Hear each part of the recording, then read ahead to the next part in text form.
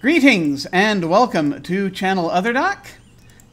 I'm Jim, I use he, him pronouns, and today we are playing The Deep Forest by Mark Diaz-Truman and Avery Alder. This is a reimagining of The Quiet Year, also by Avery Alder.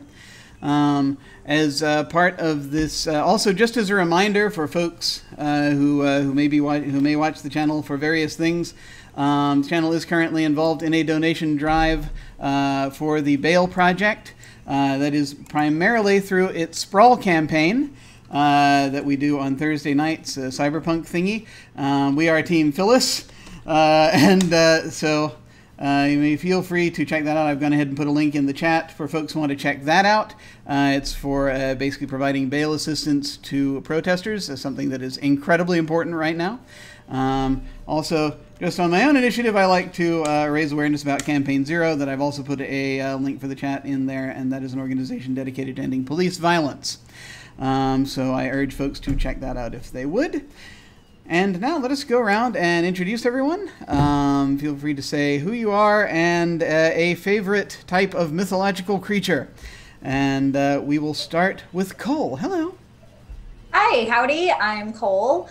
I use they, them pronouns, and my favorite mythological creature, I am torn between two, and it is a harpy, because we all love our trash birds, and Baba Yaga. Awesome. Baba Yaga is so also good. Bufana is really cool, too. Okay, I've said three, I'm going to stop talking now. That's all right, there are no rules here. Let us move over to Beans. Hello. Hi, I'm Beans. I use they, them pronouns. And I really, right now, dig into Doulahan. I think it's super fun. I'm also a really big fan of the Selkie. I just like weird Irish folklore creatures that don't really serve a purpose in any other story. They're wonderful. I love those. Those are so good. And finally, over to Pope. Hello. Hey, everybody. Pope here. Monsters. Here they be monsters. And okay, so I'm torn because I have a love, even though they're of imperial guardian lions, because again, the pug, my favorite dog, like. They were bred to have that. Though Americans got a hold of them and they kept breeding them smaller. So now they're these things that grumble at you and are very clownish. But beforehand they were these majestic animals that had wrinkly faces and really powerful barks. But keeping with the dog theme, the Cusith, the black dog, the bar guest. Oh, wow. As someone whose probably favorite book growing up as a child and still holds a place in my heart, being The Hound of the Baskervilles. That just seeing something that should not be and is a harbinger of death. Yes. Yes. Excellent, excellent. I know for me, usually I have to, I usually default to like dragons or basilisks, because I do enjoy a good lizard. But Don't we all? Don't we all? Who doesn't enjoy a good most lizard? of us, I think we've all played Dungeons and Dragons. Why do you play Dungeons and Dragons? Dragons! Yes, exactly. It's really it's the dragons. But I think today I'm actually going to say the Domovoy. And which that's sort of that one of those Slavic sort of hearth fae-like creatures with the beards or mustaches that basically are sort of supposed to sort of spirit guardian type deals that sort of help the sort of hearth spirits that are supposed to be helpful to the house. What are they called? There's like little Japanese... Brownies? Oh, Japanese. Japanese tree spirits. Oh. Kami? No, well, maybe. Well, Kami are everything, I think, if I remember. Yeah, that's Kami's right. just spirit. Yeah, no, it's specific. Kodama. Oh. Oh, yeah. Right. Kodama. Yeah, yeah, yeah. Those are very I cool, like those. very Those are cool. cute. Yeah, yes. And according to the Google image search, those were some of the ones that were in Mononoke. Some of the in Mononoke. Yes, nice. Those are awesome. And I think I said the Domovoy just because I have fond memories of Quest for Glory 4, but that's just me. Anyway, before we dive in here, like we do with most games on this channel, we have the X card, the N card, and the O card available. If we hit something that's crossing a line for us, any of us can put an X in the Zoom window, Zoom video or chat or anywhere else, or do an X symbol or raise a red card. And we'll back up and do something else. If something happens that we're okay having in the game, but we don't want a graphic description of it, we can put an N in the Zoom chat, and we can fade to black on it, or put it behind a veil so it'll be there. We won't go into detail, or we can raise a yellow card. Finally, if we're exploring a topic or an area of roleplay that's particularly intense for us, but we want to keep going anyway. Oh, hey, thanks for the bits. Paladin, thanks very much. But if we want to keep going anyway on a topic like that, we can put an O in the chat or raise a green card to let us know we're okay and that we're all good to keep piling on the drama. Something else we can do is put an O with a question mark after it when we're moving into a difficult topic, or we say or we do something and then think maybe that might have been a little too much. Then everyone else can respond to that and let us know if we're still doing okay. So now, the deep forest, which we shall plunge ourselves into here. So this is a hack of the Quiet Year. For anyone who's familiar with that, the idea is that, well, let me read you this thing. For a long time, our monstrous home was occupied by invading humans. Now finally we've driven them off, and we are left with this, a year of relative peace, one quiet year with which to dismantle their settlements and reclaim our lands. Come winter, a band of heroes will arrive, and we might not survive the encounter. This is when the game will end. But we don't know about that yet. What we know is that right now, in this moment, we monsters have an opportunity for healing and self-discovery in our deep forest away from human eyes. So we have a map which we're going to establish some things on out here. And so we need to establish some of the landscape and the monsters who live here. And as we play, we'll update the map to reflect new discoveries, conflicts, and opportunities. Parts of the maps will be literal cartography, other parts will be symbolic. And we'll try to avoid writing words on it, though common symbols are typically fine. Throughout the game, we'll all be responsible for drawing on the map. It's fine to draw poorly or crudely, but all of us are going to draw. We also have below where the viewers can see it, we have dice. These are project dice. When a monster starts a project, we'll place one on the map to note how many weeks it will take to finish. Each week, they tick down by 1. When a die reaches 0, the project is complete. We have contempt tokens. They represent any tension and frustration that might arise between the monsters. Then up in the, which I didn't call this out, but for folks who want to, who are in Roll20 with me right now, under the Journal tab, the little newspaper tab in the upper right-hand corner, there is, under the handouts, there is a summary card that you can click on to keep up with sort of the turn order. And that just shows us basically what to do each week and in what order. And so it's typically draw a card, advance projects if there are any, then do an action. That's pretty much how the turn order goes. So we have a deck of cards that we're going to be using, and I have, of course, in Roll20 split them up into 4 decks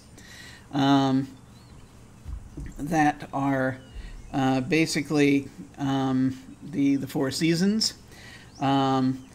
And I'll just, for example, draw out one of these spring cards just to show this one doesn't count. This is just for demonstration purposes. Just shows the kind of thing we usually just read the text from the card and we do what's on the text, and that's pretty much how that goes. This card talks about agreeing on something, which is one of the moves under one of the things that we can do under the actions. So it's like so some cards let you do 2 actions in a turn. Basically, it's like that. So that's kind of how that works, and I'll go ahead and I'm going to be pulling cards out and putting them sort of in a discard pile because we don't have we have a little less time today than one you know might have for it. So I'm actually going to pull out a number of cards before each at the beginning of each season, so that we can have enough time to do the various things. Okay. So, let's see here. Oh yeah, when we get to winter and we draw the King of Spades, that ends the game. That's when the adventurers arrive in the forest, and so that one that will be just sort of a sudden death round. Basically, winter always is. Let me see here. And in general, it talks about, the rules talk about sort of who we are. It talks about that we both speak for the community of monsters itself and then sometimes for individual monsters, depending on how we do it. This is a very light, chill sort of game. There's not really much in the way of quote-unquote roleplay per se, but this is mostly more telling a story of stuff in the forest. Thank you very much for the subscription. Hey. Thanks so much. So we need to sketch out the occupation. So this big blank area that we're seeing on the map here represents the forest, and we need to first briefly talk about what the humans built here during the occupation, and sort of agree kind of on what that is. And you know, it could be a military outpost, it can be a village, it can be whatever we say it is, and then we start drawing landmarks, and we draw a landmark and borders of the occupation. And the human occupation probably should take up about like a third of the map at most. So first off, and sort of as we're doing this. I'll go ahead and read in here. So it might be like a lighthouse, giant statue, adobe church. Someone, you know, one person will draw that, and then the rest of the players would demarcate the borders by drawing things to represent other stuff, like fenced-in fields, or a trapezoidal shape to represent a village, and the borders aren't an exhaustive inventory of the occupation, but just a starting point. So, what kind of human occupation do we think this was? What do we think was here?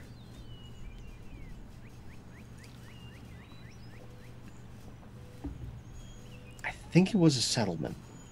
I think, like, because, well, I'm a Floridian, I also love travel and I love water. So, this being something coastal, they landed here. Okay. Do you think this is like a forest that's near a coast? Yeah, I just love the idea of, you know, New England or Scottish countryside right along the coast. Rocky. Something with a good cliff face. It's got a little beachy side. It's got like some good place with the water. It's got some good trees. Cool. Okay. Yeah, maybe Something like where there's fog. I do love me a good fog. Cool. Okay. So, what we can do then, do we want to, and we can, you know, if we want, we can do this for free. Do we want to first, like, just sort of draw in, like, do we want a coast on the map, or do we want, actually,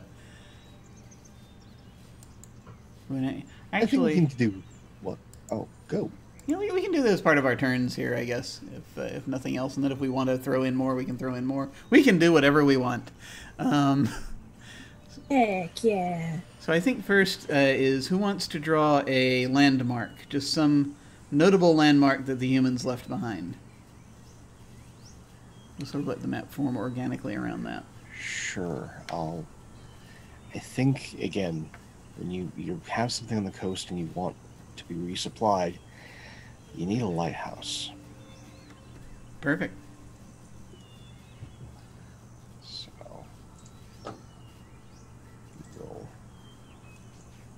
you can go ahead and draw a lighthouse in there. Draw a lighthouse. So, Or just draw a thing and then tell us it's a lighthouse, and we will believe you. I will draw something. My drawing skills have never been that great, but we will make a valiant attempt. Yeah. So.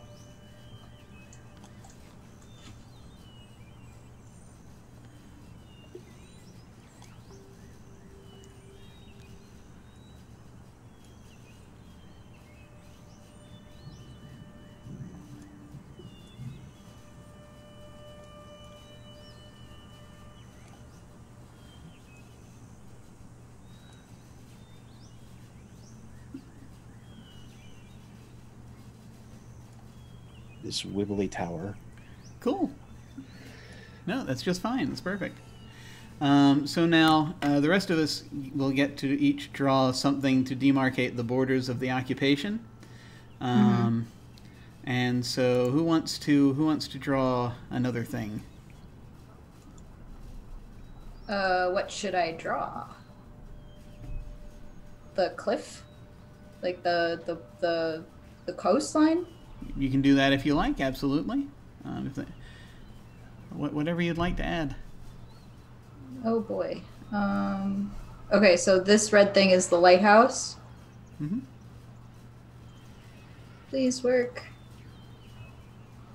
I was hoping I could cheat and use my tablet, but it doesn't like it. Curses. Curses! Mouse drawing it is.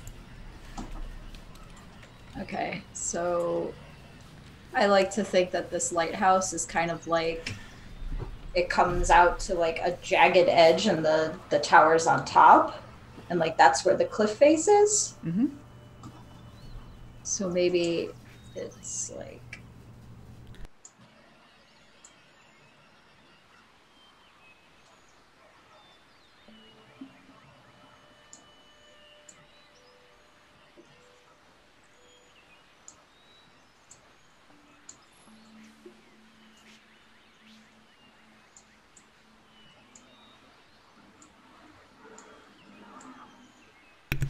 Very cool. Cliff up there overlooking the ocean. That's awesome. I love it. Okay. And Beans, do you want to draw something? Yeah. So okay, I've got lighthouse up here, cliff. What am I drawing next? So you're drawing something that helps demarcate the border of the occupation. So could be something the humans left behind, or just something that shows the edge of the territory. I think down here in this far left corner is going to be like woods. It's kind of like the woodsy part. So yeah, the woods is pretty much where most of us live. So maybe yeah, like the edge would be like where the wood starts. And so we get a little bit of trees going on. Now, again, the human occupation probably shouldn't take up more than like a third of the screen, because we want enough room for the third of the box, because we want enough space for wherever the monsters live.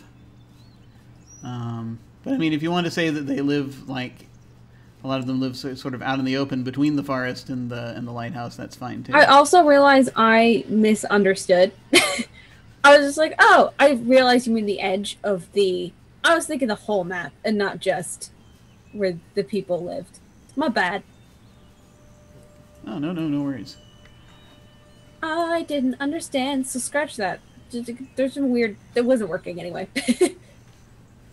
I'm just gonna make some houses instead. This is plan B. Yeah. And again, yeah, this map does represent the forest itself, so it's basically so it's where the humans lived and where the monsters live. And monsters used to range all the way up to the cliff, but then the humans came in and built a lighthouse. This is me trying houses. That's cool. That's absolutely fine. I accidentally had it on boxes at first. That's when I'm like, why isn't it working?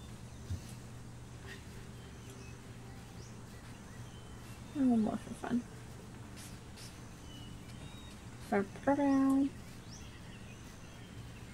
There's that. Cool. Cool. I should draw something, and I should try to figure out what that is that I should draw. I think maybe. Let's see. Yeah.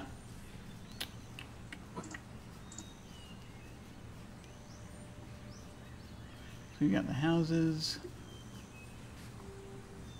I want to build like I want to put something like either a church or some monument or other. Some temple. Draw like a temple-like thing or a shrine.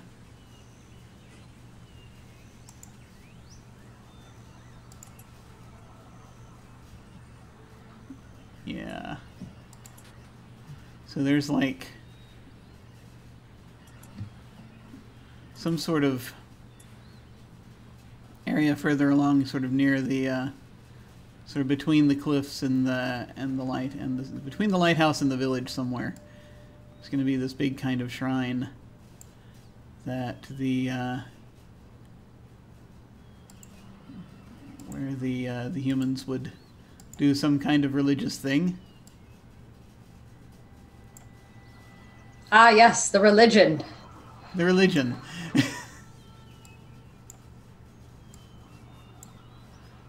And we'll just say it's that.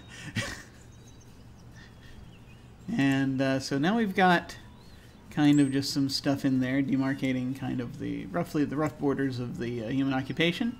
And now we introduce monsters into this.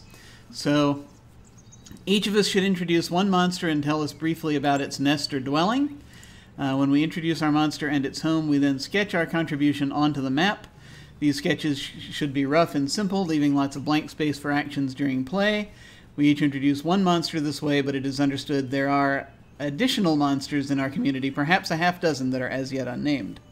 And when they talk about drawing a monster, you can mean either a single monster or it can be a group of them. So like they were saying in the examples, all right, a clutch of kobolds, the Aidu, have taken up residence in the old stable. A hill ogre, Tezog, lives in the quarry a short distance away from the tower. A clutch of tree sprites called the Wisps have carved out several trees. You know, that kind of thing. A ball of radiant light. And then if we want to have, and then we can record the names of the monsters if we want to give them names. Sort of on the right over here. I'll go ahead and type them in. Over we've got a name area on Roll20 so we can remember who they are. So who has a monster they want to put on the map somewhere?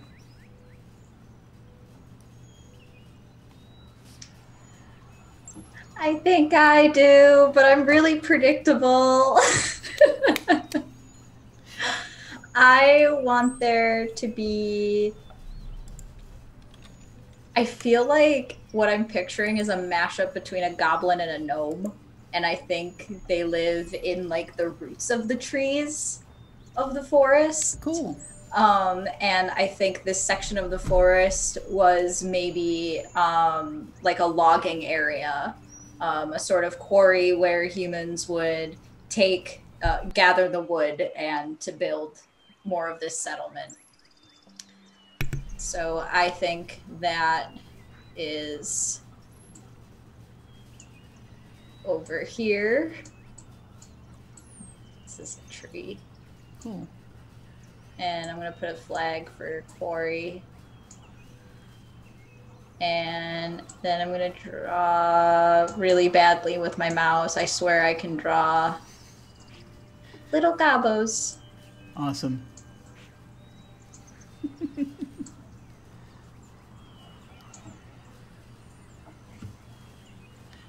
Do they have a name for the gnome gobos? Yeah.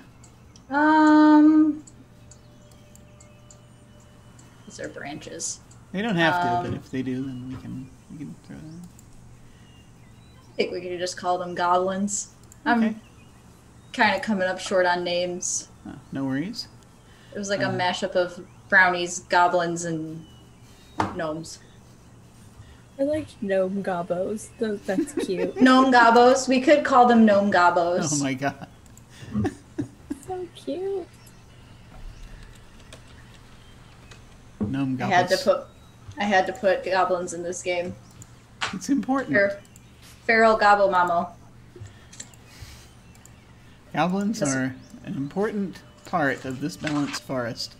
Does anyone else have a monster they want to throw down? Or I have another unique fondness, and that is for things that slither and go bloop. So we are going to have the slithering horror. Okay. It is a black ichor ooze-like creature. It's intelligent, and it consumes things, breaks things down. It has taken residence in the now abandoned well. I love it. Yes. So, close to town.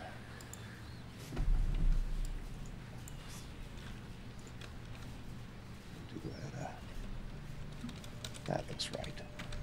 So, not too far away from everything, but like on like getting close to the edge of the settlement, there's these gathering of stones.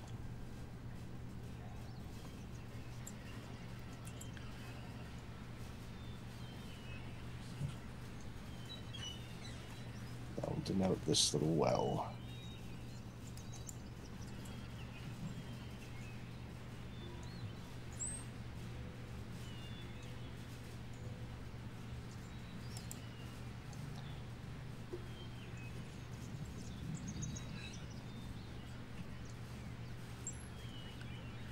Okay, cool.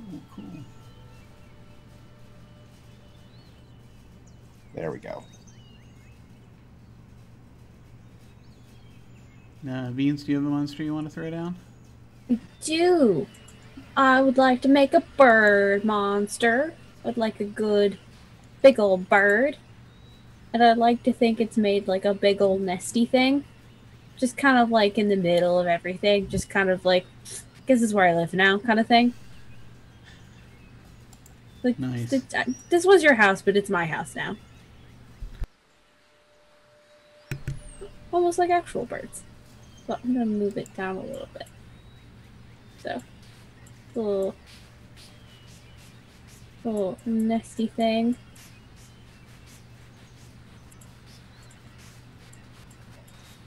I'm going to give them a big old bird egg.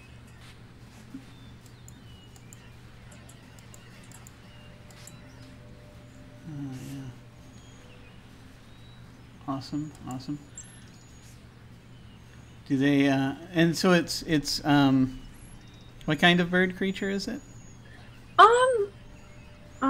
It's a very, kind of like, I don't want to say like a harpy necessarily, but more like a large, like,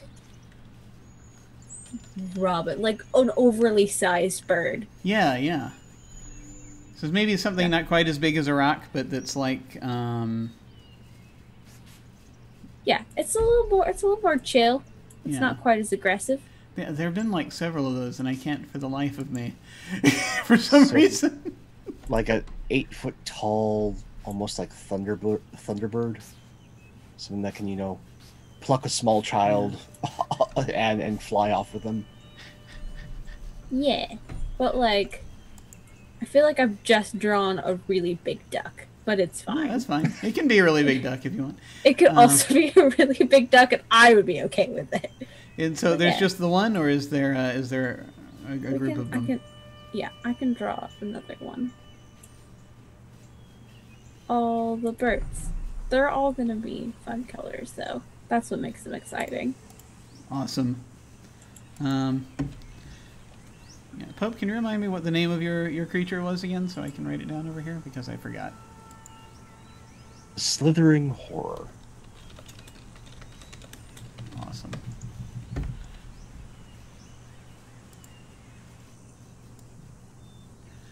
Okay. And Beans, do you have a thought about what these big bird creatures are called? That's a very good question. I You can come back to me. I Sure, will no let you problem. know.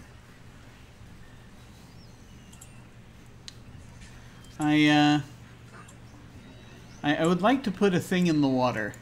I feel I think I should put a monster in the water,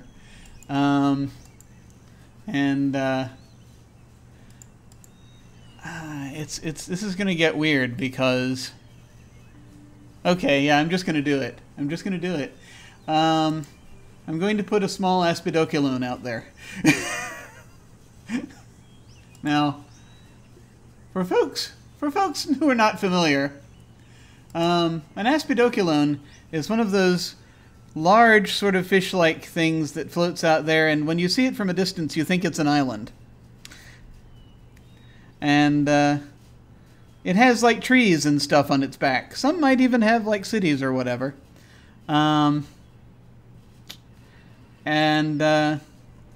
When you get up to it, then it lifts up and it's like, oh, you can look up out of the water. And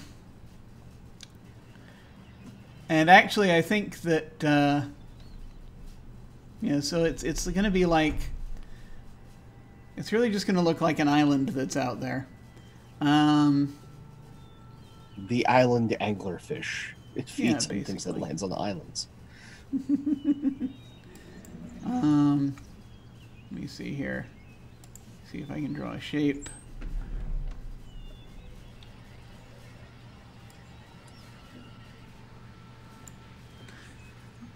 That's like all people typically see of it. But it has drifted closer now that the humans have gone away. I'm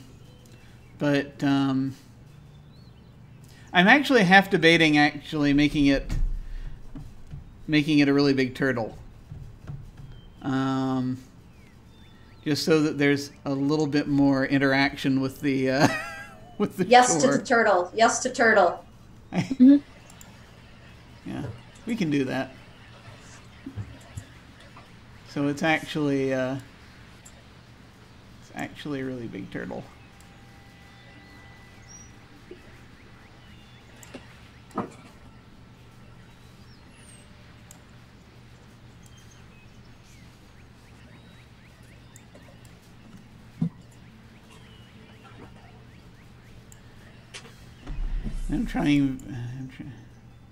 I'm now looking through fantasy name generator so that I don't end up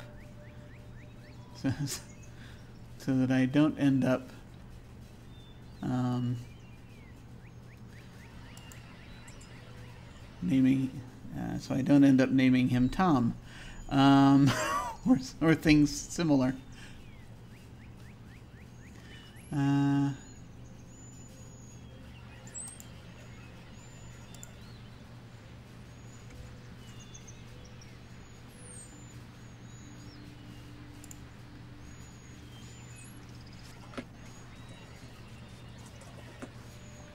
I'm going to name him for no apparent reason, and I haven't looked this up, so I don't know where this is in the headspace.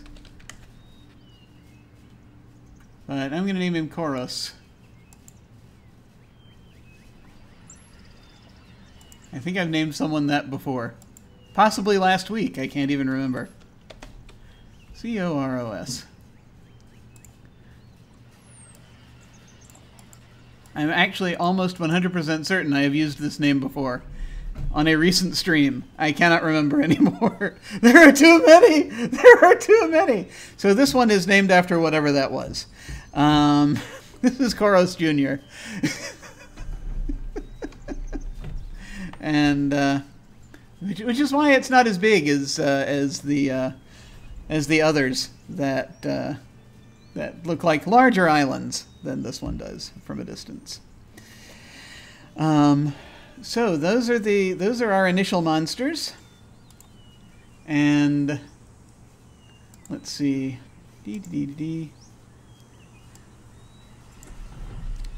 So we've got those. And next we have to declare an important remnant left behind by the humans, something which we might have either adopted as our own or declared taboo after the occupation. Some examples they give are aqueducts and canals, a dark orb of farsight, a human memorial, domesticated animals, crops and fields. They can be magical or they can be just regular things. Identifying a human remnant makes it both alien and important. If you pick alloy metals, for example, you're indicating that monsters didn't have access to that technology before the occupation and that there might be some usefulness for the remnant now.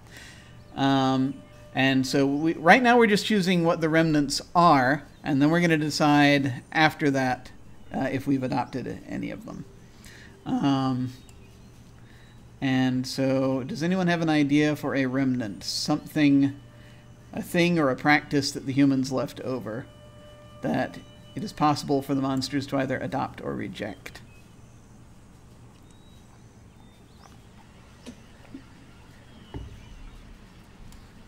Maybe the humans knew about the monsters, so maybe the trees in this forest are gigantic, and maybe there's like those rope bridges connecting all the trees, and that's how they would travel between settlements because the ground was too dangerous. Interesting. Okay. So, do we want the... I almost said zip lines, but I think that was a little zip much. lines! Too fun! Too much fun! No one would ever work. It would just... Okay, so rope bridges are one possible, are one remnant. Who has another remnant? I was thinking probably there'd be some sort of like fire circle type thing. Just a bunch of stones. And like, why? What's this for? Why? Interesting. Fire circles. So, like, just think... I mean, I can think of any number of uses that humans might have for fire circles, so that works. I feel like it could be a bunch of different things. I'd be like, what? But why, though? It's a good question. I mean, it could be semi-religious in practice, but perhaps they use them to summon things. Who knows?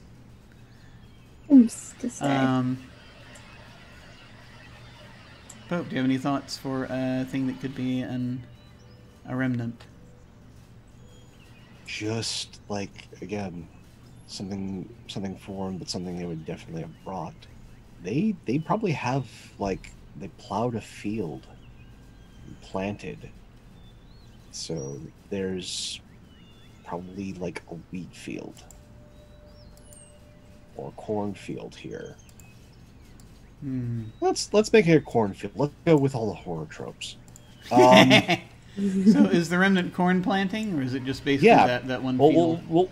We'll have it be like this planting, this prepping of earth and planting of corn.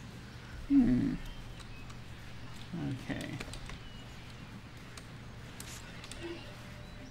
All right. And let's see, what remnant do I want to throw in there? I am tempted to say thermonuclear devices, but I will not do that. Instead, because I'm always tempted to do things like that, instead I'm going to say boats.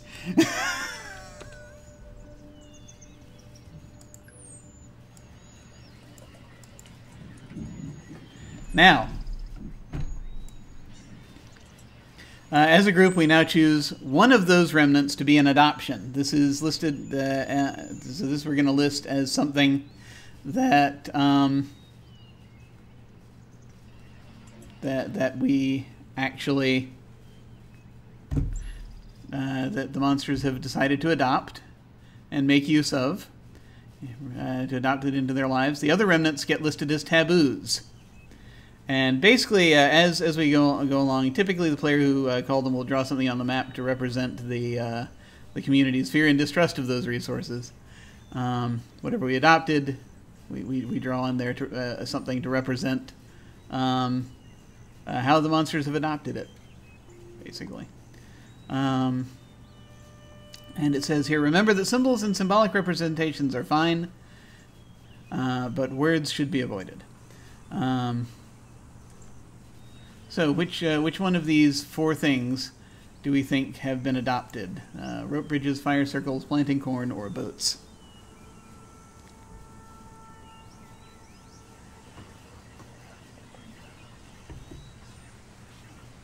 Maybe they've like tipped over the boats and are like making like their own homes out of it and just like burrows or something out of it.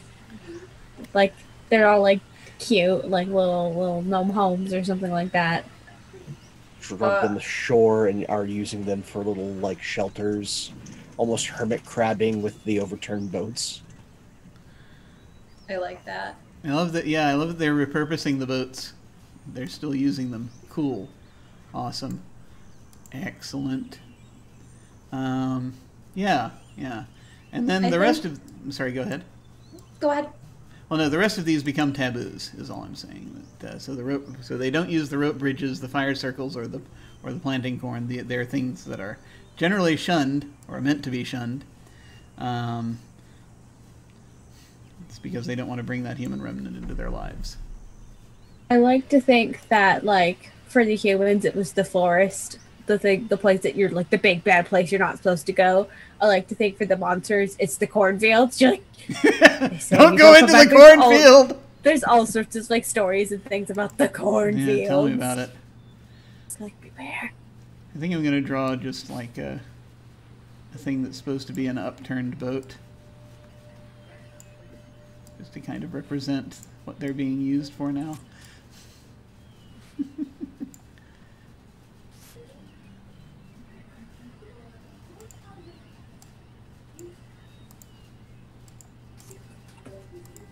And I will make a second one. So it shows that there are multiples. Oh no! There we go. Cool. And then I see we've already got a circle, a fire circle in there. I might have gotten ahead. I was confused. No, that's fine. You're supposed to do that, so it's perfectly fine. And if anyone wants to draw in a cornfield and something to represent the rope bridges, then we can do that.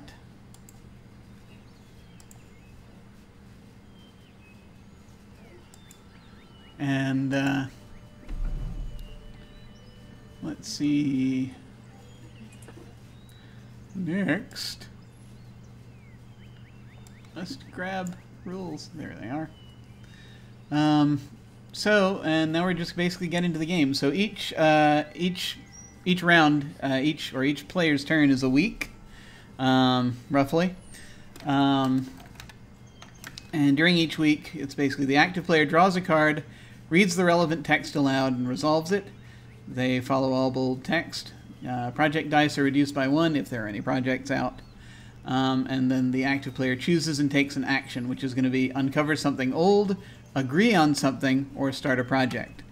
And in brief, uncover something old means they're going out and discovering something that's out there on the map. So we're adding a new discovery to the map, but it's not really a new discovery per se, as it's in the Quiet Year it's a new discovery, and the Deep Forest it's something that's been there for a while that we are uncovering.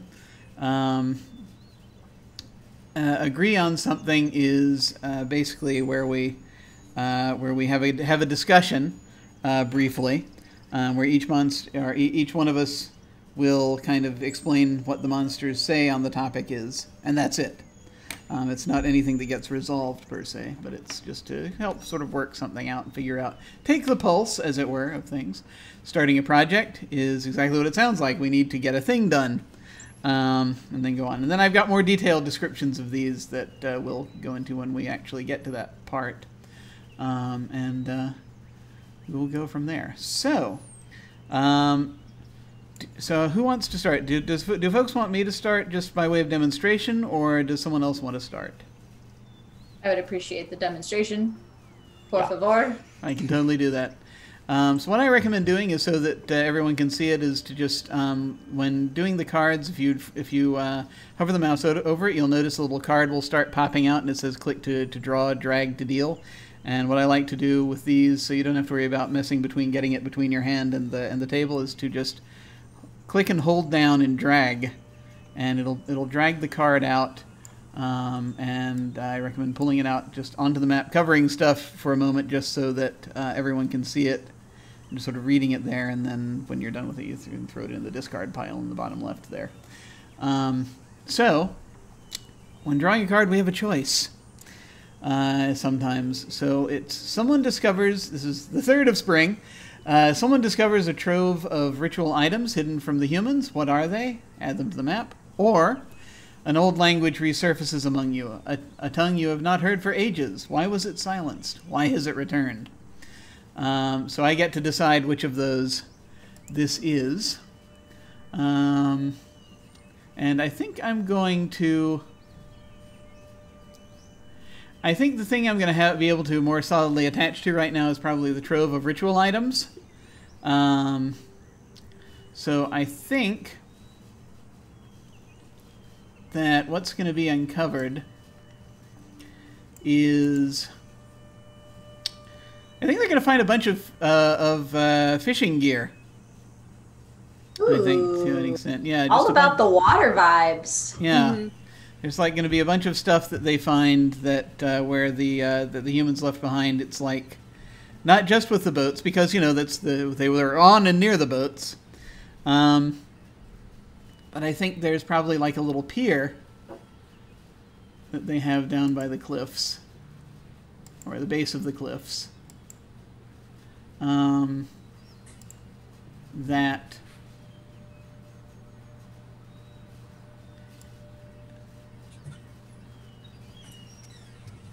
has like just a bunch of nets and sort of netting and other sort of things that they used as part of interacting with the sea. It speaks of them as ritual items, so it's possible there might have actually been some form of there might have been some sort of almost religious reverence that was going on with these objects, as they were basically going out and making sacrifices, possibly. So there could be, in addition to, you know what, in addition to the fishing gear, there are probably things where they used funeral biers, that kind of thing, where they would push people out into the water type stuff and light them, light the bodies. Viking funeral. Yeah, totally. So yeah, I think that I think I'm going to draw that, just that pier, which is just basically a it's a rectangle, and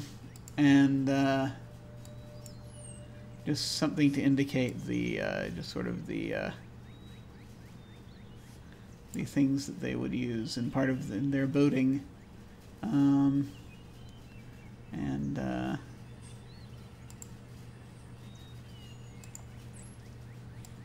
in their rituals. So it's like a little lick of fire coming up from the from this urn or whatever, or what have you, that they have there. And so I think that's what I'm putting out there. And then ordinarily, if we had any projects, we'd take them down. We don't have any projects right now. And now I get to pick an action. So I can uncover something old, we can agree on something, or I can start a project.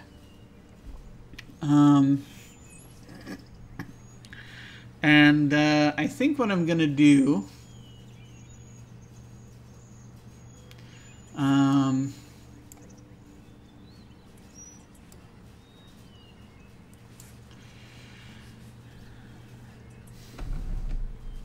think what I'm going to do is...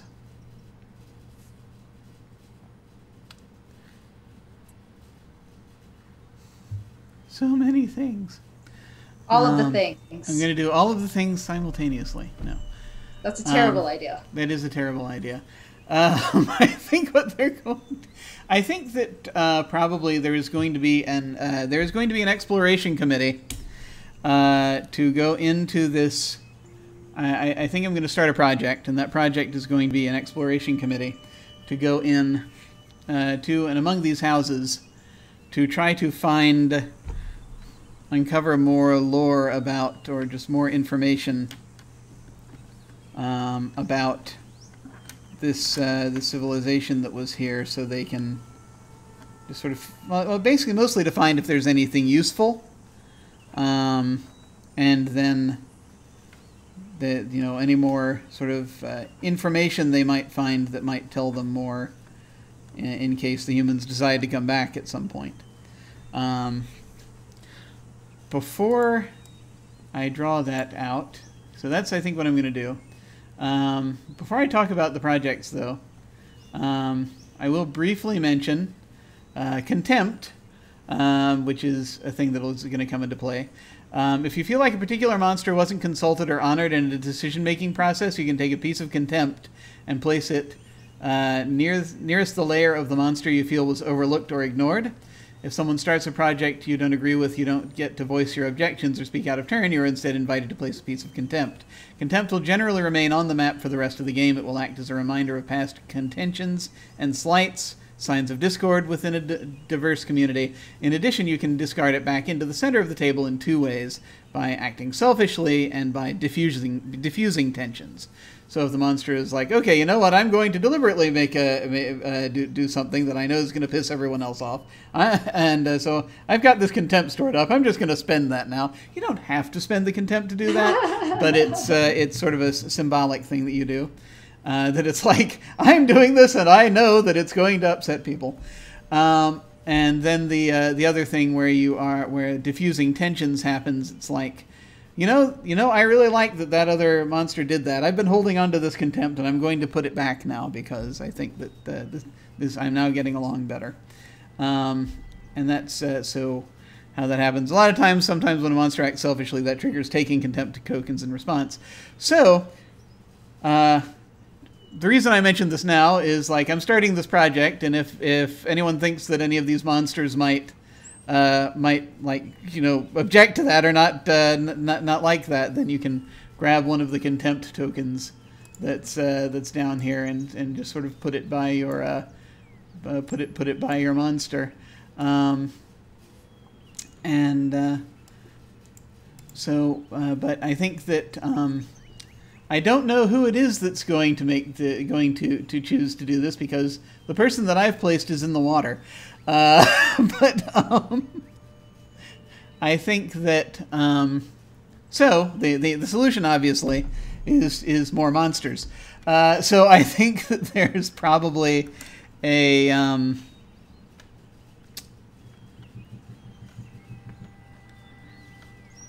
yeah, for some reason I think there's probably like there are like a few sort of insubstantial, strange spirit energy creatures out there. Will-o-wisps. Yeah, will-o-wisps that have decided to take up this research project, so I'm going to go ahead. I think that project, going in and searching the ruins, the village, and trying to figure out any stuff that's in there, I'm going to think that probably takes about 2 weeks. What do you folks think? I think that's fair. Works for me. Okay. I'm going to draw these folks, these little spheres that are representative of will-o-wisps up searching this area. And so I'm going to grab then this die and put it up here by them. I'm going to bring it to the front. And I'm going to put it set it to 2 weeks. And there we go. So that'll tick down until it's done, or until a card is drawn that affects it. And that's my turn. I'm done. So that now passes on to on to Cole. Okay. So I think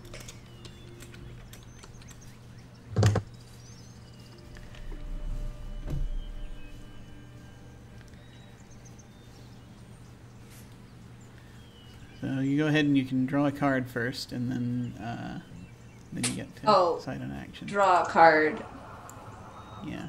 So when I right click it, it says take card, flip card. So what you can do is wait a minute. That's weird. You should be able to sort of hover over the deck and then left click and drag it out. If you can see it, there we go.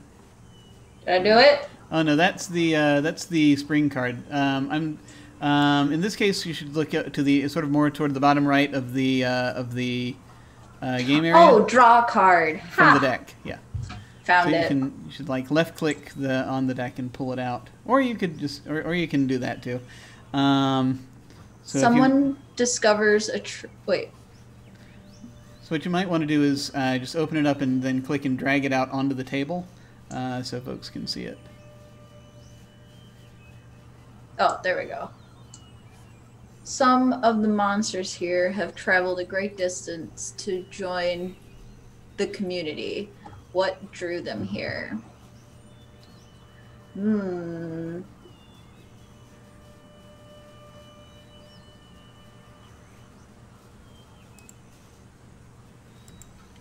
Join this community. I think So what drew them. So you've got that one or the one below it, so you get to pick which one you want.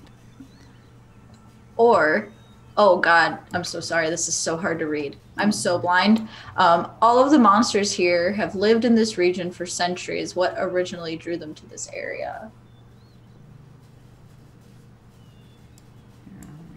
Ooh, I mean, we have this whole coast thing. This whole settlement is kind of, it's a lucrative place to be. I don't know if that's the right word, but like obviously like a water source. I think some monsters definitely would like using the nooks and crannies of the cliff face, and kind of using that to hide and tuck themselves away into. And I think the cliff face has a lot of caves.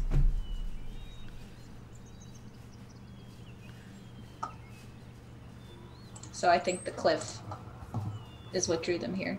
Okay. And so you're saying it's the bunch of caves and stuff? Mm-hmm. Okay.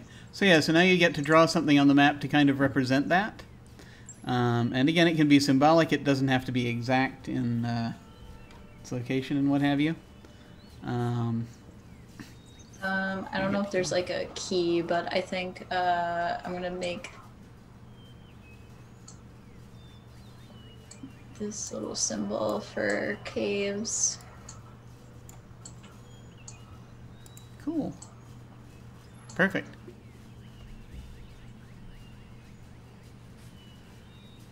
Okay. And so then I go ahead and I'm going to tick down this project die by 1 as this is when that happens. So we're down to 1 week. And then you get to take an action. And so you get to choose uncover something old, agree on something, or start a project.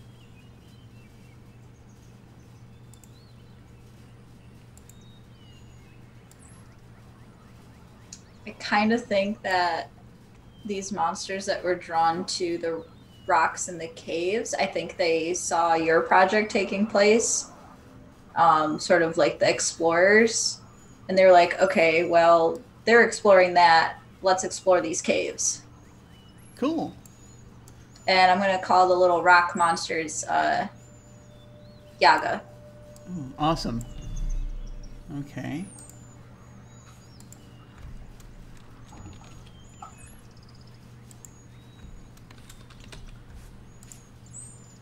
Awesome. And so there are little rock monsters out there that want to explore the caves?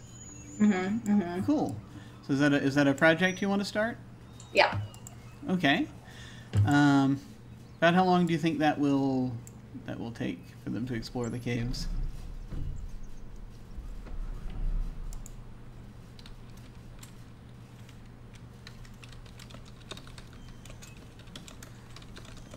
Three weeks?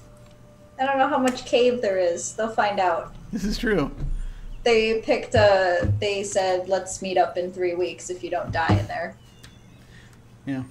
What do you think? What do we think? Do we think 3 weeks is good? Sounds good to me. That seems like. Cool. Okay. So yeah. So what you can do is you can draw something to just symbolize that that you've got little rock monsters exploring the caves, and then you're going to want to drag a die up there and set it to 3 weeks. Oh no, I don't know how to erase. Oh. Ah. You can highlight the thing and click delete. The delete key will usually do it if you drew a thing that, yeah. There we go. Cool. Okay, so cave digging project. I'm gonna put little circles.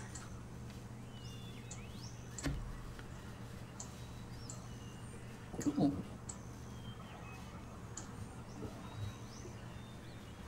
And then put a die. Mm-hmm. So you drag one of those dice down there, yeah? Oh no. Oh, That's all okay. right. Yeah, you can always, if you want to put a die in front of something that's down there, you can right-click it and go to front, and that'll pull it to the front. Oh, wait, how do I move it to the front? Right-click it, and you see where it says to front and to back? When I right-click it, it says multi-sided, choose side. Oh, okay, hang on. I'll pull it to the front then. You might not have all the controls. That's okay. Yeah, no worries. Yeah, I forgot about that.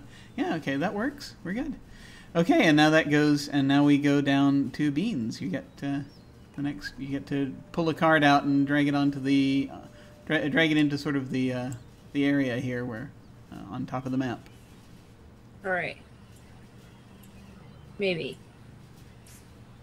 So I see the draw. I see. I figured it out. Cool. Force spring.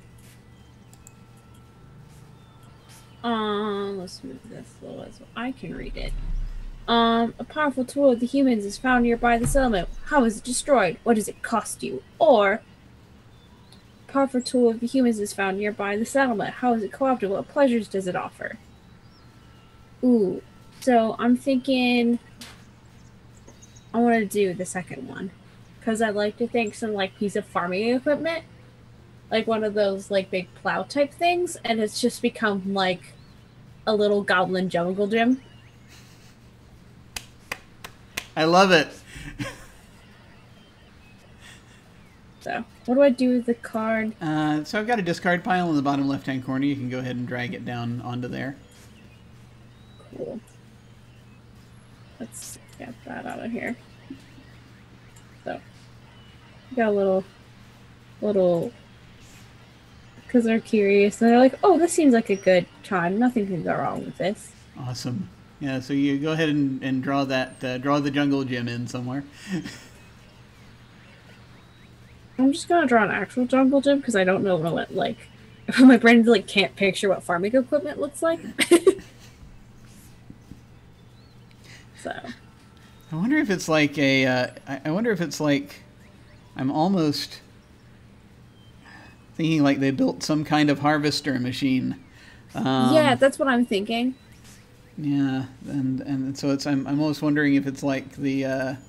What is it? The sort of magical tech craft in like World of Warcraft or whatever, where they're like golems or something. But who knows? Something like that. Cool. While you're doing that, It's fine. while you're doing that, the projects tick down.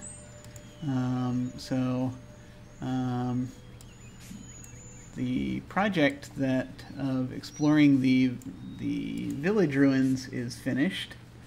And because it finished in a natural fashion, you know, on the point where you tick things down, I get to say how the project ended. Because I'm the one that put the project in there, and I think that they went in and this sort of, so the wisps went in and they explored, and I think that what they found.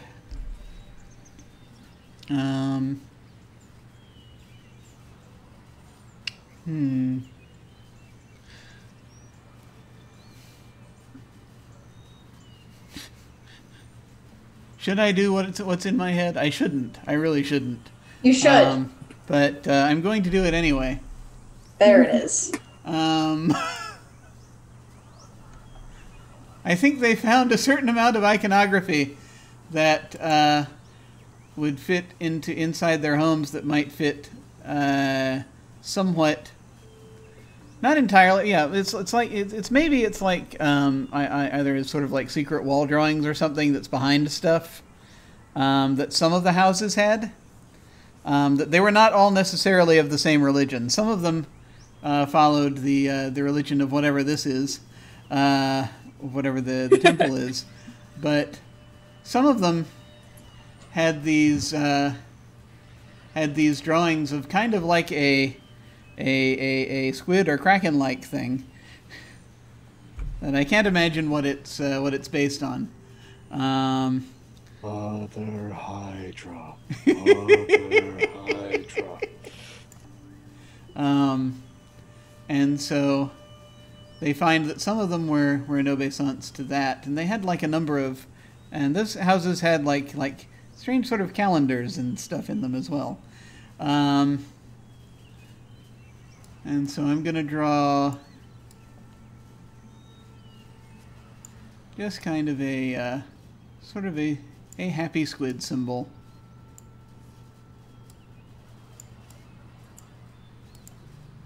To show that I'm not terribly recognizable. Just to show that this was on on iconography. I think I'm actually going to draw a little sort of tablet around it, just so that it's understood that this was not a another creature,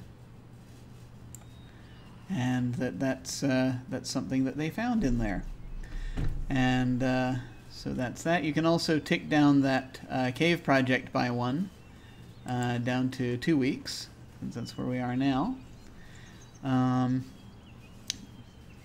And so then it's back to Beans. You get to take an action. So my options are agree on something, make a project. What was the third one? So it's uncover something old, agree on something, or start a project.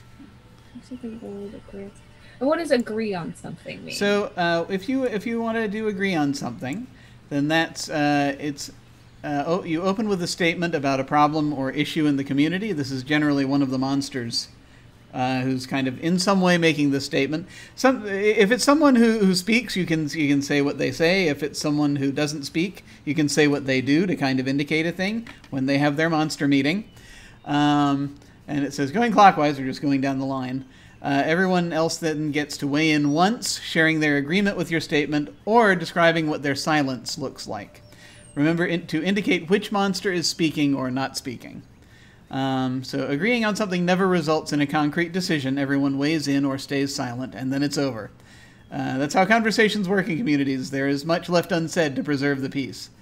Each agreement should be tied to a situation on the map. When an agreement ends, mark the situation it is attached to with a small dot. And they give an example in here about them saying, one of the monsters saying, we should punish that ball of light by locking him in the tower. And then describing the monsters either doing something, not paying, scratching their ear, not paying attention, or saying, yes, that's dangerous, or or just some other ways in which they stay silent if they disagree. So I think I'm going to go with that option. I'm going to say that the bird monsters are having some problems where some creatures would like to use their nest as like a playset, and they would like some peace and quiet and to like not try to play so close to their egg. Ooh, okay, cool. So then everyone gets to put in one statement or non-statement from a monster you choose of your choice.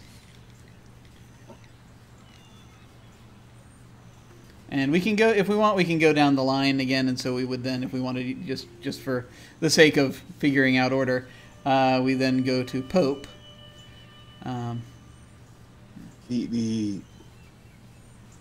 The slithering horror creeps out of the well. The darker part, which you think are the eyes, just sort of stare. And then a pseudopod just sort of waves in agreement and then slithers back down into the well. I think that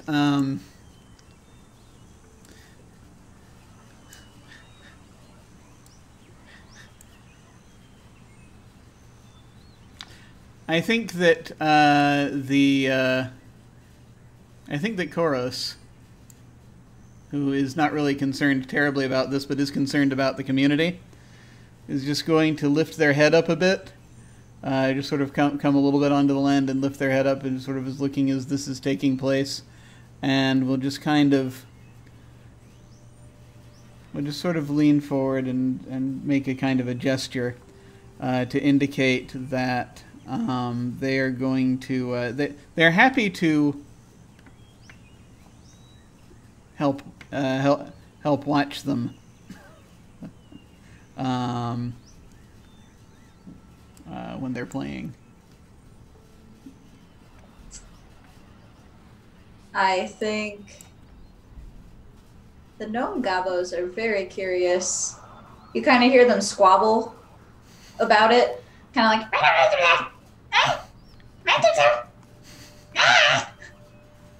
and they'll come over and also watch, while also making the appropriate goblin noises. Awesome. Okay, and that's the discussion. So I'm going to put a little dot over here saying that we've talked about this. And then the turn moves on to Pope. And so Pope can pull out a card. Yeah.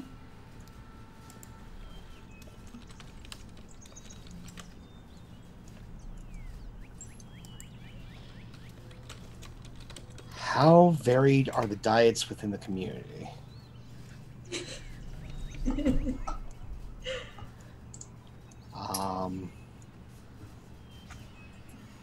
Which monster has the most unsettling and untenable diet?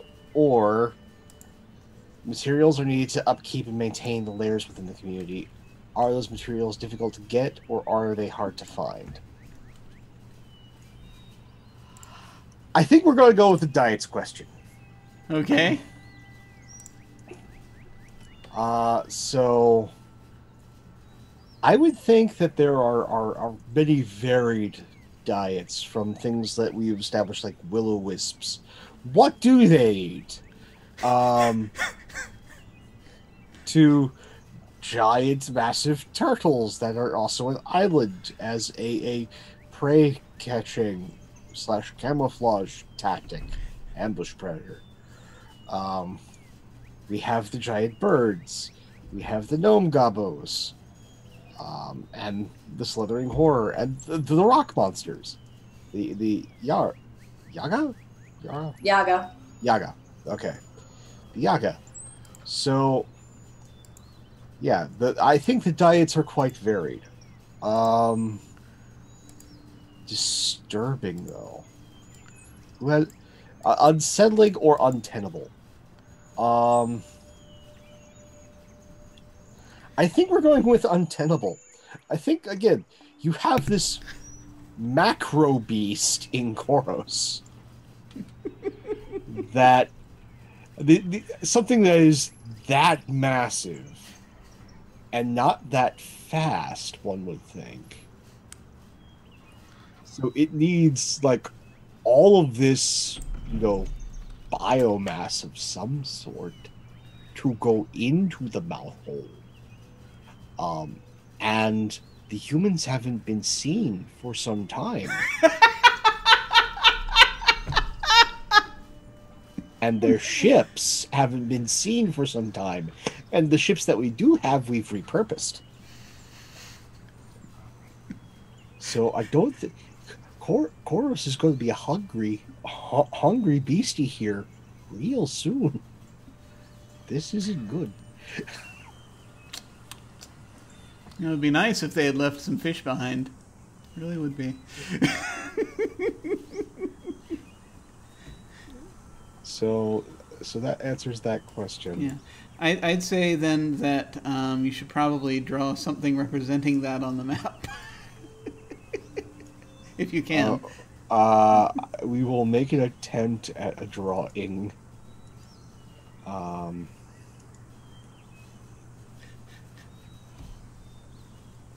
Let's see here. athletic. Let me get the right color.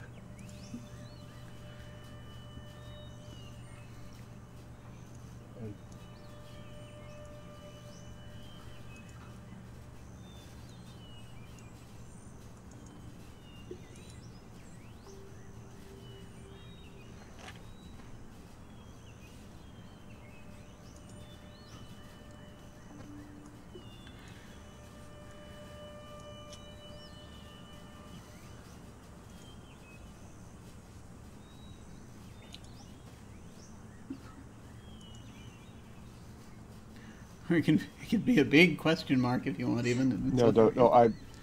I'm just going to draw these two little red dots on. Well, I was trying to do two little red dots. Hand slip.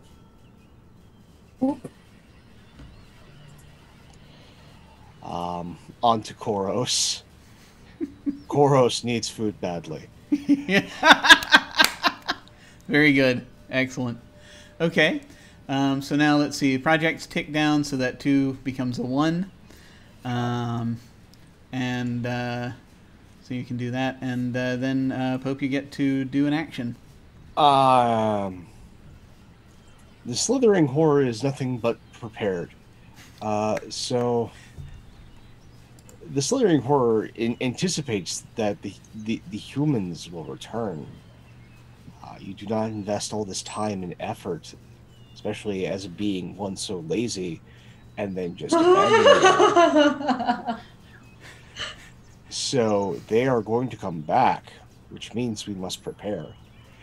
And so the slithering horror is going to work on producing a series of tunnels to all the extant homes, so that when the humans come back, the slithering horror can choose to ambush them whenever it cares to. So this is a project? This is a project. That sounds delightful. Yeah. How long do we think that's going to take? I think that is going to take 6 weeks. Oh, if you want to be really thorough about it, yeah. No. I can see that. We invest now so we can be lazy later. That's good. No, that's a good philosophy. So yeah, totally. I'd say go ahead then, and you can draw in something representing the start of that project, and then that's being worked on, and then just grab a die and set it to 6.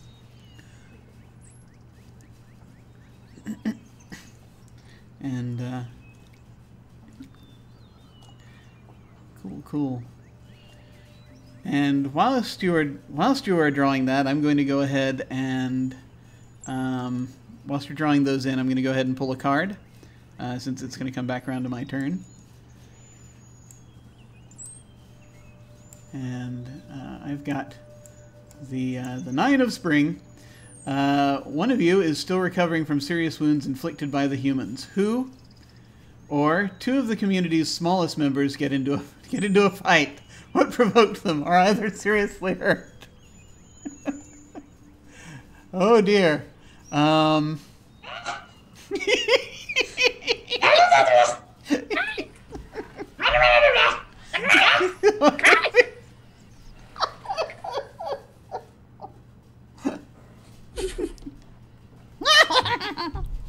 I think that there is only the one choice, really.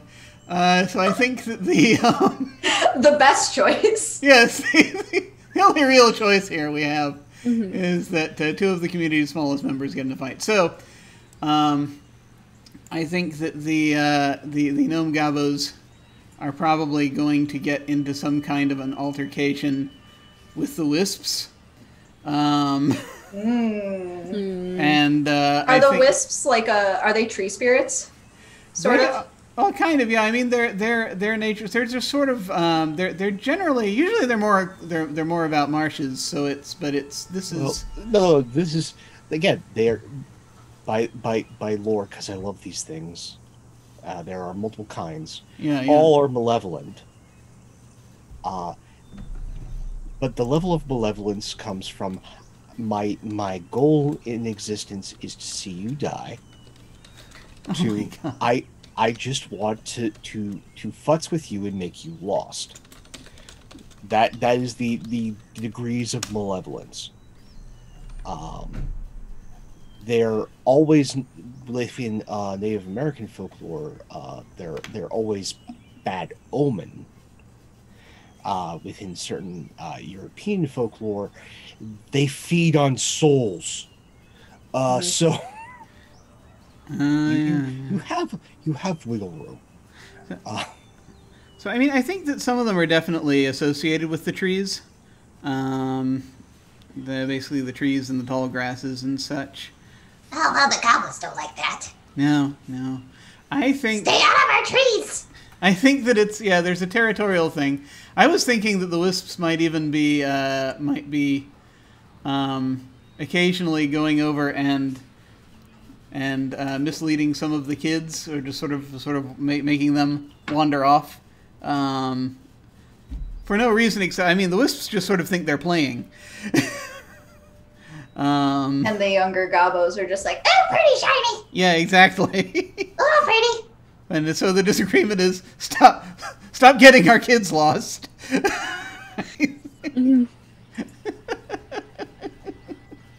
And so that I think is, so I think that probably sort of there's that, and then that I think led to stay out of our trees. And I think that, yeah, in fact, we go ahead and just move them over here since they're more over here now.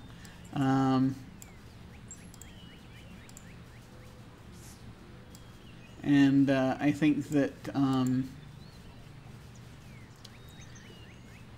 as far as we're are either seriously hurt, I don't think anyone's been seriously hurt yet. Yeah. But it is a thing that could potentially escalate if there are if no one listens, which is entirely possible because these are wisps. And they're like, the trees are how we get places. What do you mean? These ones are no. They're like, we go into the trees and we come out in other trees. That's how we get from place to place. So I think that's a thing. So now the project's ticked down, and that means that the Yaga are finished with their explorations. So you get to decide. You who placed the Yagas out there to exploring may now get to decide how that comes out. What happens as a result of that? Oh boy. I'm gonna put this die back down here. The caves. What should be happening in the caves? These are good questions. My brain is screaming at me, monster civilization. There was a people living in these caves, and the caves are bioluminescent and creepy and damp in the way that caves are. And I think that there is a network of caves that the rock people really, really like. However, I think one cave did collapse, and I don't think that ended well for a few of them. I watched The Descent, so now I can't unsee caves not collapsing. It was the worst thing I've ever seen. I hated it. So of course I took on this project. Yeah, I think there's something that the Yagas can use, and they like it. Okay, so they found. Did they find remnants of another civilization? They can't tell if it's human or not. Okay. So either the humans were here and built something, or it was something before humans. Cool. Either way, still relatively in good shape. Awesome. So yeah, I'd say just go ahead then and draw something on the map to represent that is there. And then I get to take an action. And I'm going to uncover something old. Also, this weird thing I drew over here is I tried to draw a dust cloud of the kind that you see when people fight in cartoons, as kind of to represent the argument between the gobbles and the wisps. Yeah. So I think that in uncovering something old, just let me go ahead and pull out the text again here. One of the action types is uncover something old. Reveal something from before or during the occupation. It might present a problem, offer an opportunity, or a bit of both. Draw it on the map. Drawings should be small and simple, smaller than an inch, finished within 30 seconds, typically. We can use this action to introduce unresolved issues and dilemmas, resurfacing the history of the community. It might even be something that is familiar to the community members, but surprising to us as players. When individual monsters get introduced through this action, we'll give them names and record their names on the index card. It can be a mass grave is found north of the community, a pack of werebeasts emerge from the woods, forgotten tales of the end times start to circulate, an ancient rite is completed, an archaic religious symbol appears in the sky. It can be physical things, or it can be just things that are happening. I'm going to say that the gnome gobos who are out playing, and some of them wandering a little too far, some of the kids, are going to come across another of these circles, of these fire circles.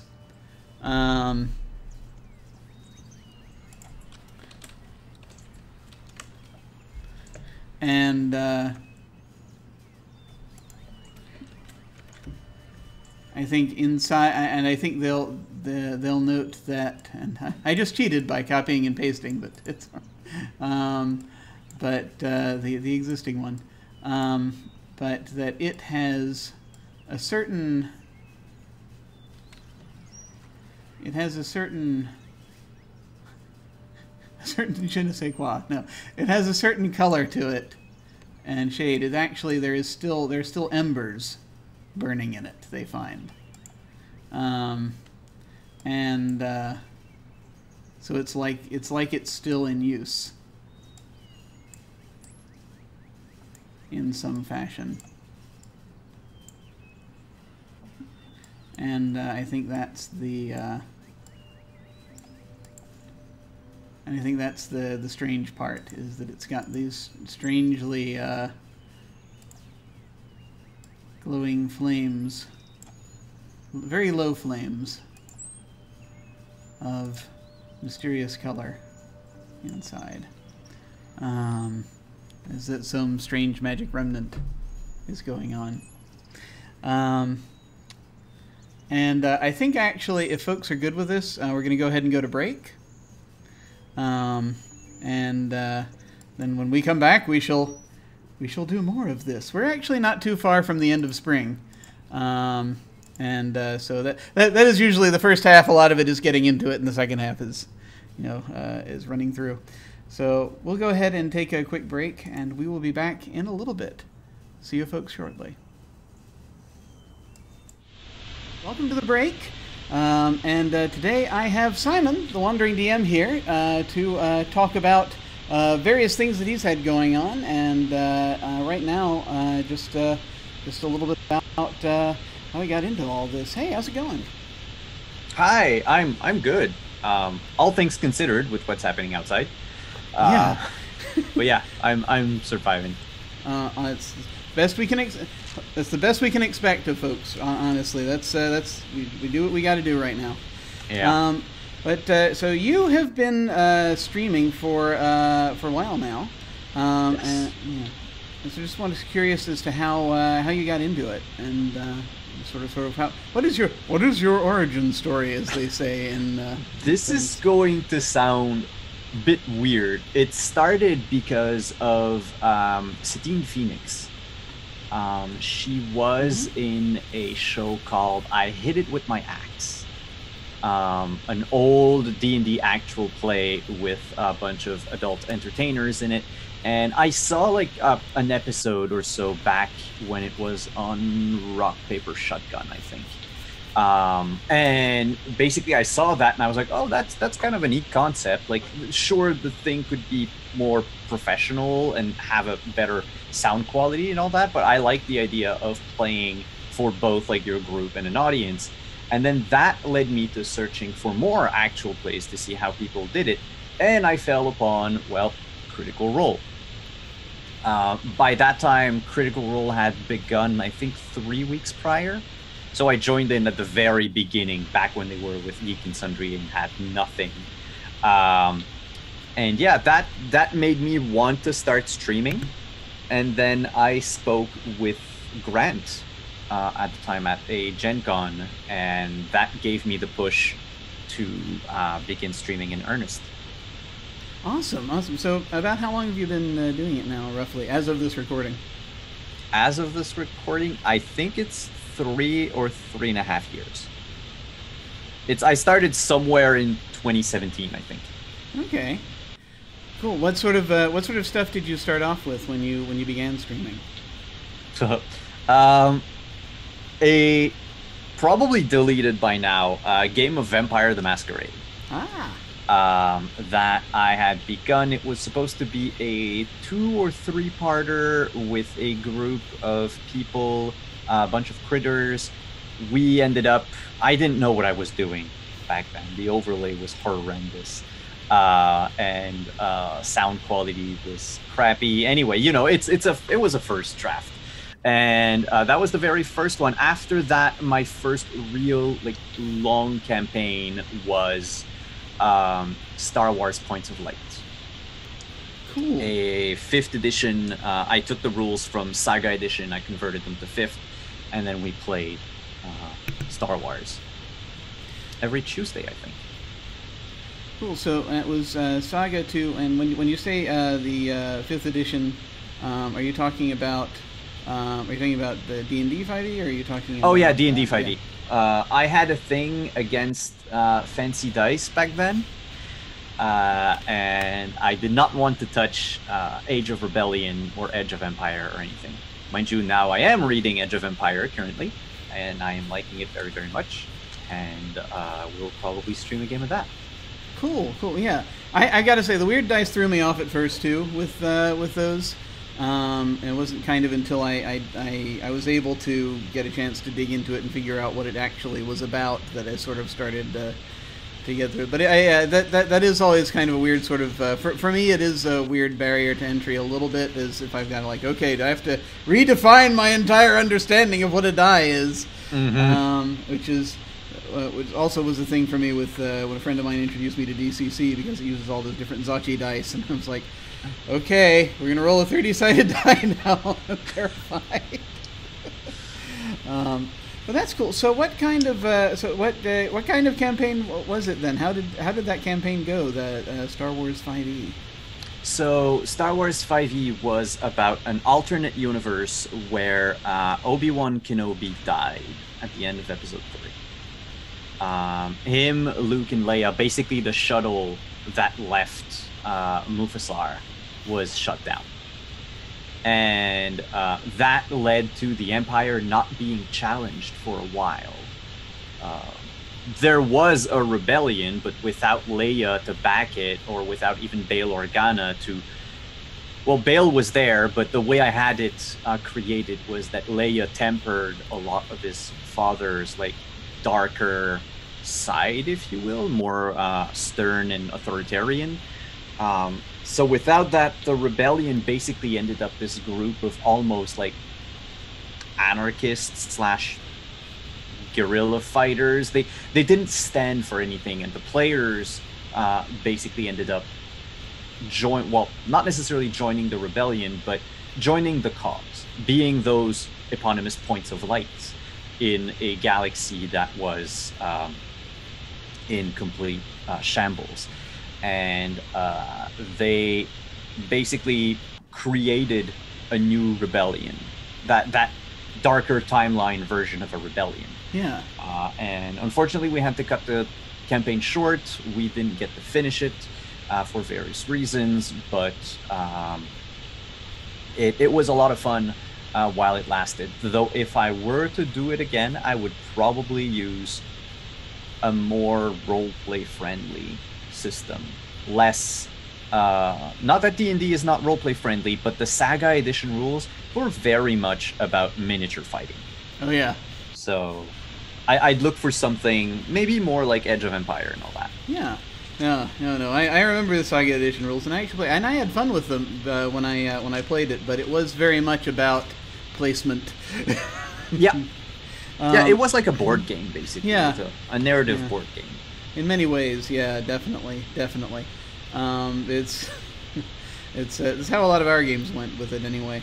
But I think that is very interesting that you went on a completely different timeline for Star Wars, and I'm wondering if that's. I feel like if I were ever to run Star Wars is like one of my favorite things, just sort of outside of gaming, typically. But I've never run a Star Wars game. I've played in them, but I feel like if I was ever to try to run a Star Wars game, I'd have to do something kind of like what you did with that, to try to so that basically to pull the core of the plot of that universe in a different direction.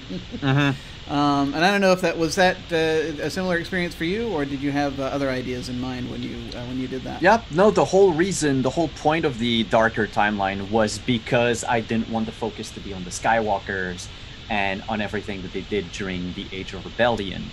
I wanted things to be not necessarily darker, though. The inspiration I got for this timeline was the tone of the movie Rogue One, where the rebellion is this desperate organization trying everything they can to put an end to the Empire, and that's where I was going with my campaign. That said, I knew that if I left Leia, I left Luke in there, things would invariably return to the state that it is in the movies. Yeah. And if you look at just like Star Wars Rebels or any of the other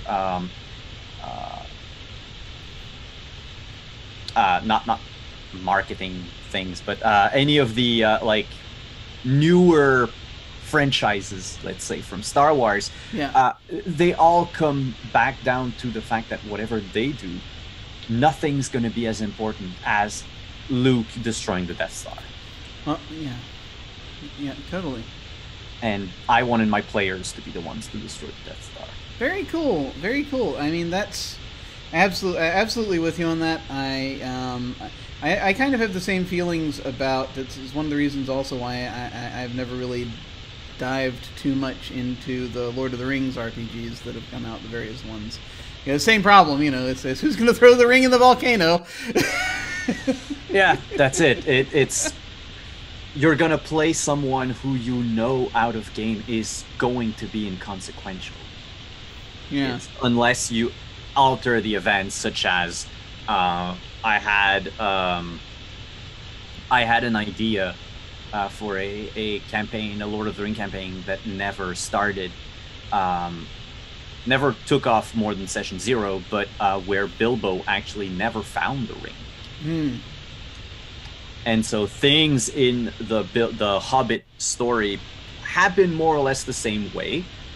Bilbo got through because of skill more than the magic of the ring, but because the ring was lost both by Gollum and by Bilbo and not found, Sauron had to muster an even bigger army to try to do what he did in the events of Lord of the Rings. And that would have been interesting because I wanted to turn the campaign on about a race against the clock. Yeah. Who gets the ring first? Awesome. Yeah, that too sounds awesome. Yeah. So I hope one day perhaps something like that sees the light of day. And I do want to just specify I'm not taking anything away from folks who do run campaigns within the continuity. I think I bless them for doing it. It's just something that I would have trouble getting my head around, and I think it is a task. It is a task. But for the time being, then, where can folks find you if they want to find you online? You can find me over on Twitter at wandering_DM or on Twitch at twitch.tv/wanderingdm. We stream practically every day of the week except on Sundays. Awesome. Well, folks, go and check that out. And in the meantime, I'm going to throw things back to either myself or to some graphic or other that I have running while we're all still panicking in the background. I will see you folks later. Take care.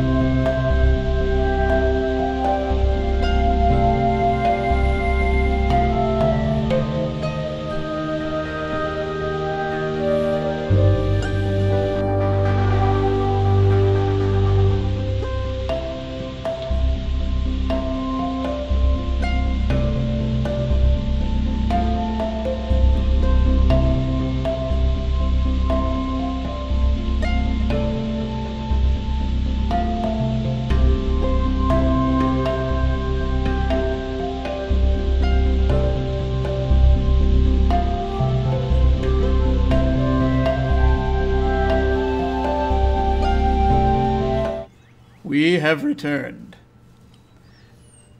Hi. How's it going? Have you hydrated?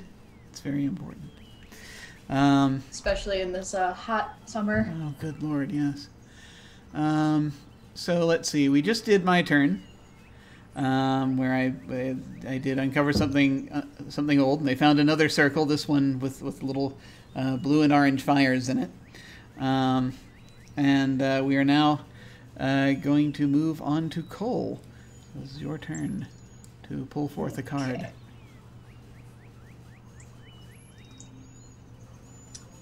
You see a good omen. What is it? Oh, gosh dang it. You get... No. Ah! This.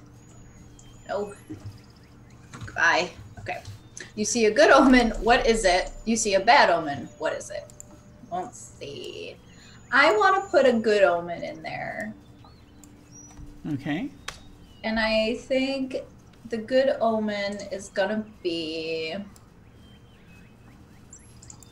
trying to get ready to draw this. Give me the color that I want. Okay.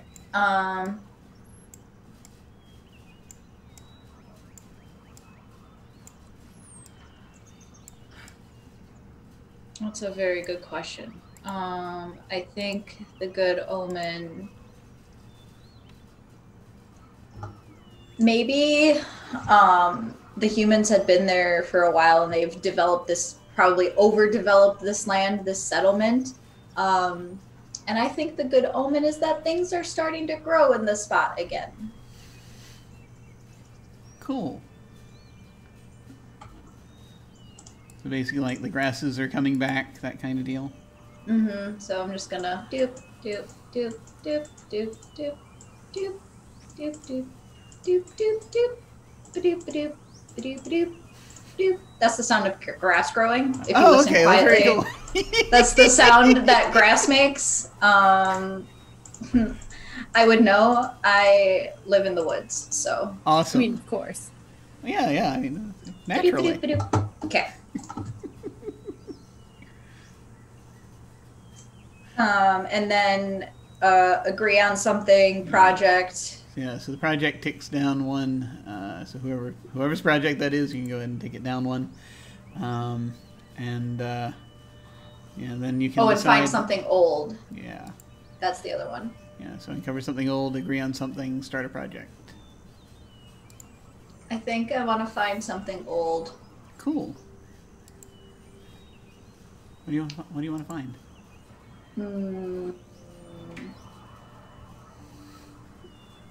Every part of my brain is like castle, castle, castle. So I think I want to find a castle. Okay. That's what my heart of hearts is telling me. So, and I think this castle is like over here.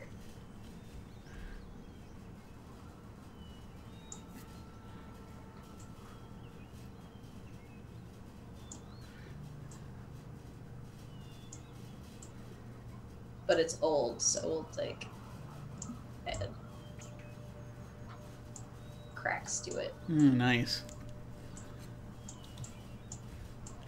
So it's just a castle with a forest grown up around it? I'm working on it. Awesome. It's kind of like, is it Sleeping Beauty?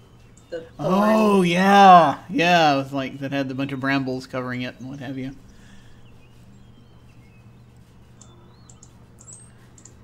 Who finds the castle, do we think? I think they have to be some kind of bird creature. Yeah. It could have been the birds. Like monster birds. Yeah. I don't want to say harpies because I said that in my opening, so I have to call them something else.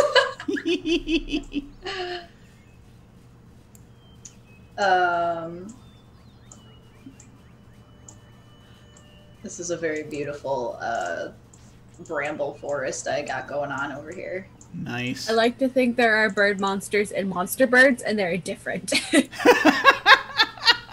Like there are slight differences, and they're very sensitive about that. Well, did you decide? By the way, Beans, did you decide what we're calling the birds that you put out here?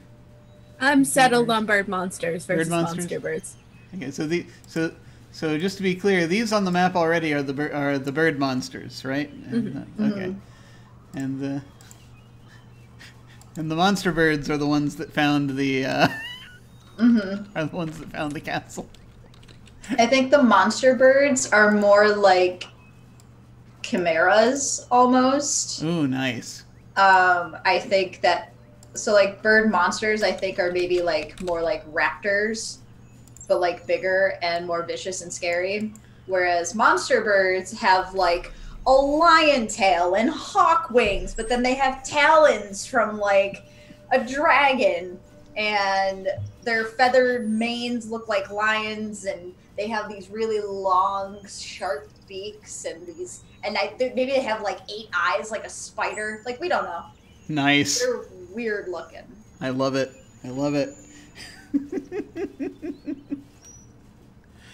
Very cool. Very cool. Thanks for coming to my TED Talk. Perfect. All right. So that then we move on to Beans.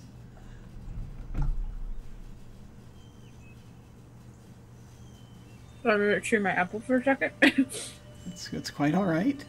That is I a took a perfectly light valid action to take. So let's draw a card.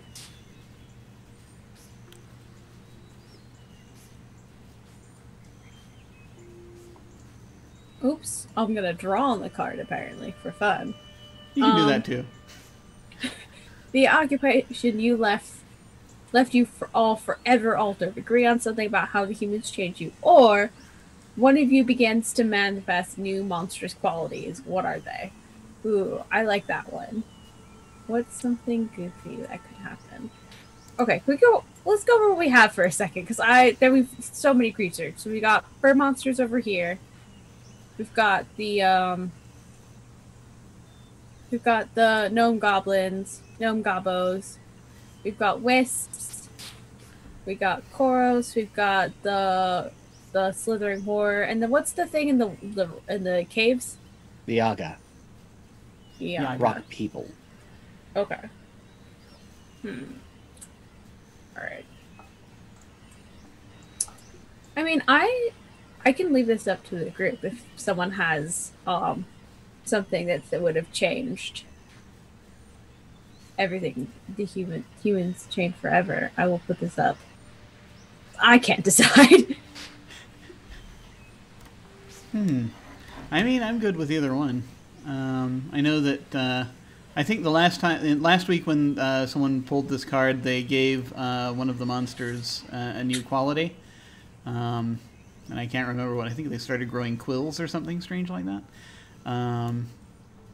Chorus could be adapting to the lack of human meat. There's that. Yeah, so we could do a thing where it's. I realized I was muted. My thought was, or he's adapting to the water and becoming more like a Loch Ness monster. Maybe. That's kind of what I was thinking. Maybe he eats rocks now. I don't know. Oh, the Yaga are in danger. Those rocks look like they're moving around pretty well.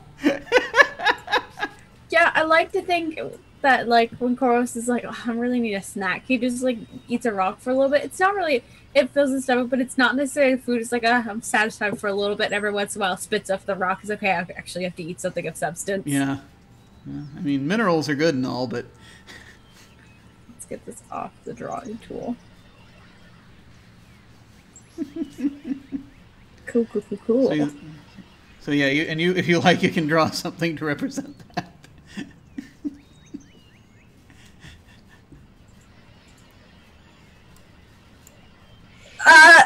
Did anyone else hear a Siri voice? Because I just did. I did not. Oh, like that! Where is she coming from? I'm gonna pretend that didn't happen. Anyway, everything's fine. What am I drawing? A mineral-based Snickers is what it sounds like. Yeah. I'm just gonna draw mineral Snickers. Charlie Bone's favorite snack. A good old rock. Just chilling. Yeah. I'm having flashbacks to the "Get That Mineral" meme from like 2009. I know exactly what you're talking about. The vintage memes. I don't think I saw that one. I had a friend who was very into that meme. But just one friend. I had a friend once. So what you'll need to do then is, it's not quite, so hang on, it's not, it's still Beans' turn. So we need to take down that project by one. And there's a rogue card from the future coming for us. We have to be careful. Just the card sneaking around. It's so funny. Just ancient. I was like, what's happening? The end of spring is coming. It's trying to escape. But, so Beans, you get to make an action. Yeah, I would like to propose a project. I want to build a fence around the corn. Because it's evil. Ah, yes, the fence will clearly keep the evil in. But it's not like a good fence. It's just some sticks. So this project's not going to take long. It's just a week. There wasn't. The thought was there. We're just going to set up. It's just some like stakes. We're just sort of setting up markers around the cornfield. You're like, do not go in here, but like easily someone could select. Eventually, maybe someone will realize that this is not fully thought through. But for the meantime, it's just some sticks. So yeah, Okay. it'll probably only take like a week. Who's building the fence? Ooh, who is building building the the fence? Oh, Because whoever's building it, the little goblins are gonna come and like leave a bunch of twigs. Just. Heard you needed some sticks. I went through all of the creatures, and now my brain. I think the monster birds are building it. Oh, the cool. bird monsters just care about their nest. That's it. The Okay. monster birds care about other things. Awesome. So yeah, then go ahead and I see you've got the die for the 1 week die up there. You can feel free to start drawing little something in there to represent that they're working on that. Yes. And while you're doing that, now we're coming to the end of spring. It'll be Pope's turn.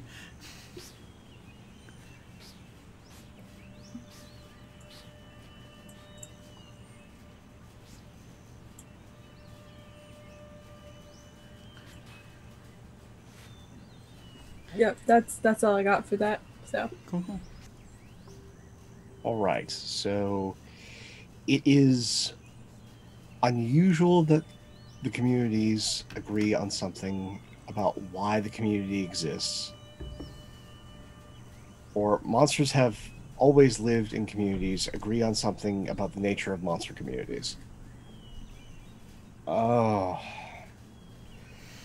I think monsters have always lived in communities. Okay. So what shall we agree on something? Yeah. So you basically pick a monster and tell me what what statement that monster makes, and then we'll respond accordingly.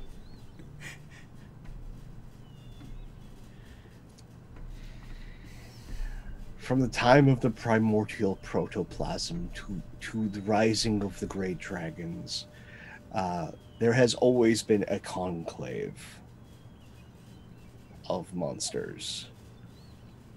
And we try to live in what seems like harmony, away from those things called humanity, the great apes, with their tools and their fire. For we are the keepers of secrets.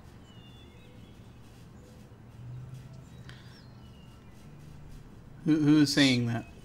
Well, I feel like this is either like Koros or maybe like an elder, one of the Yaga. Sure. Yeah, let's go with the elder Yaga. Yeah. So, I think that that in response, one of the wisps just starts making this figure 8 in the air, looking thing. And then the other wisps see that and they get excited and they all start making figure 8s. So it looks like they're drawing an infinity symbol.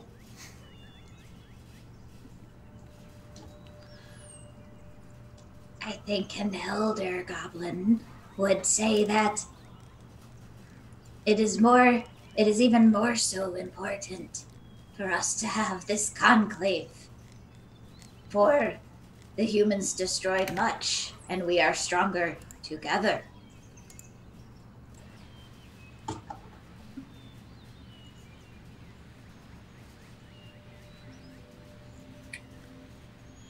I think monster birds will be like. That is their whole contribution to this conversation. Awesome. I can't tell if they agreed or not, but it sounds like they did. So, all right. So now we have come to summer. I'm going to go ahead and pull out some cards. I have to specifically make sure that one of them comes out. And then the rest of them I'm going to just sort of draw randomly. 1, 2, 3, and 4. So the projects tick down, the fence 5, gets built. So tell us, Beans, how does it look? 7. Oh, it's so sad. It's the most pitiful fence that anyone has ever seen. It's like, would you even call it a fence? It's again just some jagged sticks. Some of them are broken.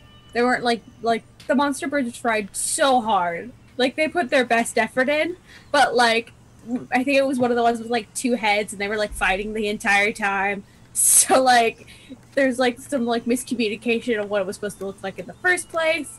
So it just didn't quite work. They tried so hard. So we have an interpretive rendition of the idea of fence. A around the corn. Awesome. So then, Beans, you can, if you like, you can draw a representation of what the end of that project looks like. And Pope, you get to take an action. This is the final action of spring.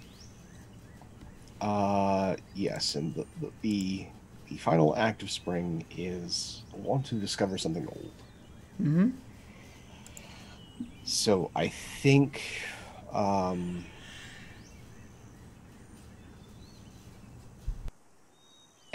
with the discovery of the castle, some of the young Gabos wander in, and they find a new friend, old friend, new friend. And I mean, what's a castle without a dungeon? What's a dungeon without a gelatinous cube? So they have this primordial gelatinous cube friend that now the young Gabos know about and are feeding. It is so good.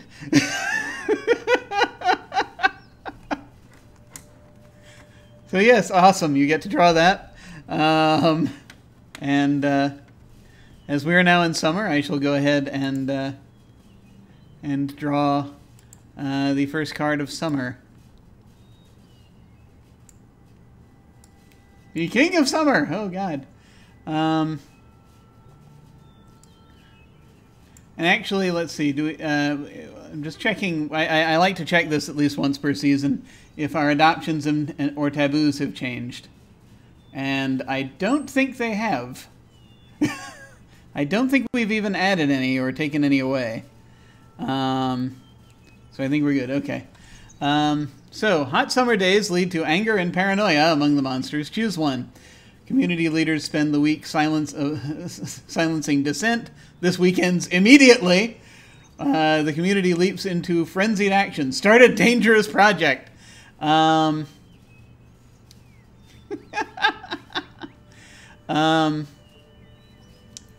man.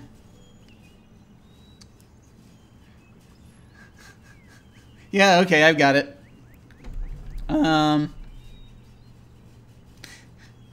So I think that I think there's a dangerous project.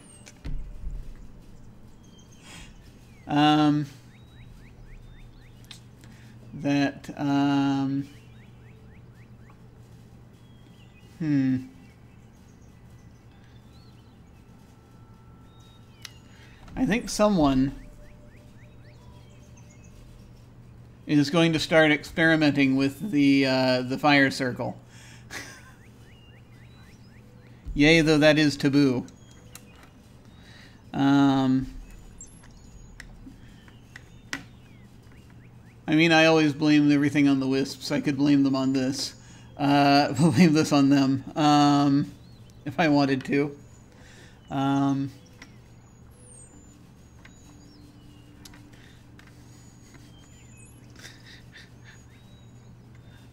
Because it's either that or I come up with something else. Wait. I have come up with something else, possibly. It doesn't make sense, but... Now,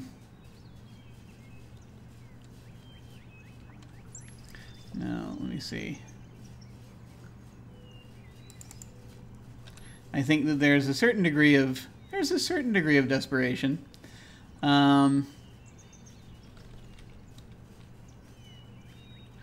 That is probably going on here. Yeah. Okay, yeah, I've got it.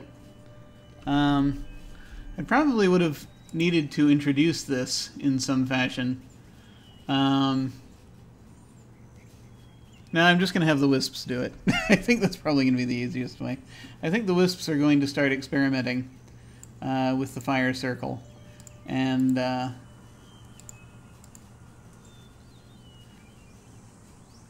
this is going to be because they just have to find out what this thing is.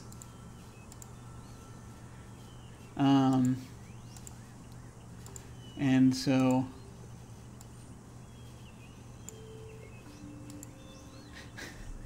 That's going to be them over there. I think this project is going to take them about 3 weeks.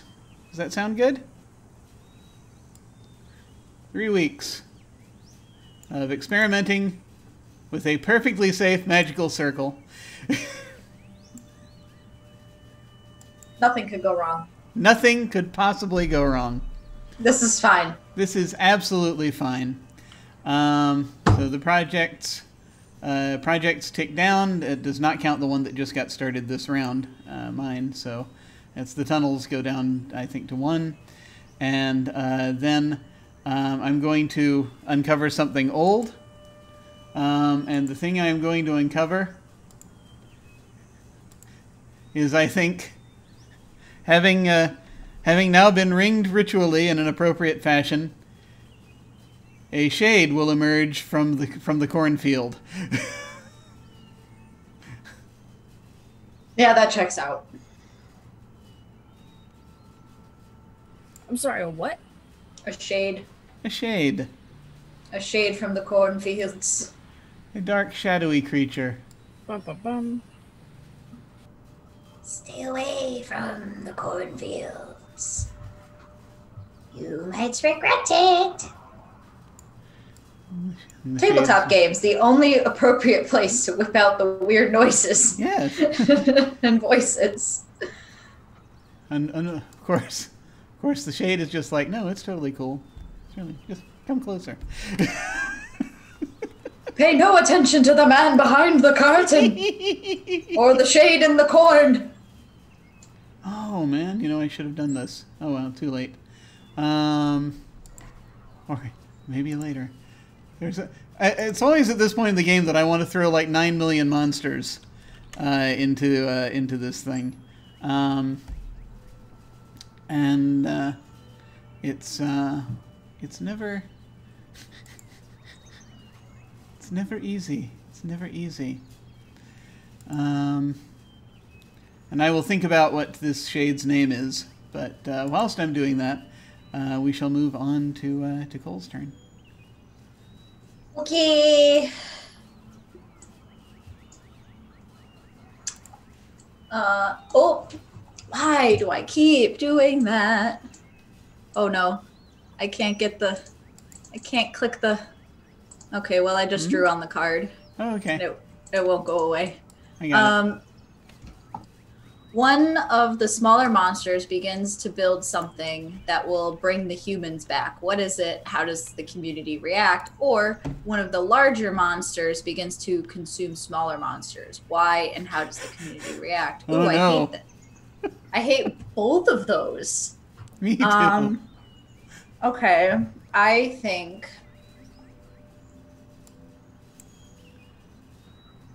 So the wisps like to feed on souls. They're so delicious. I don't know why. I don't know what it is about souls that make them so delicious. They are. And so they didn't particularly mind the humans being around. So I think that they try scheming to bring the humans back, and they begin to build something.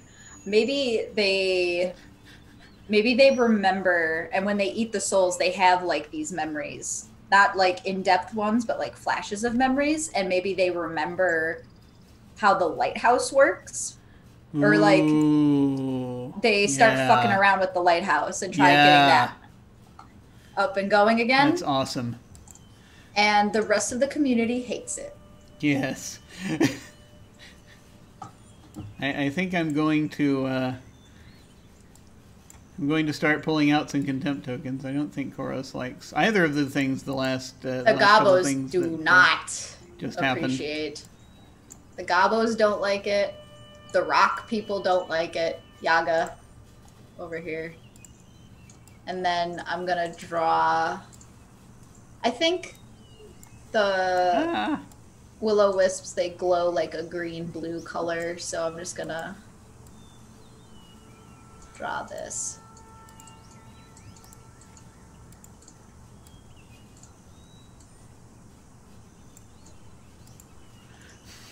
Nice.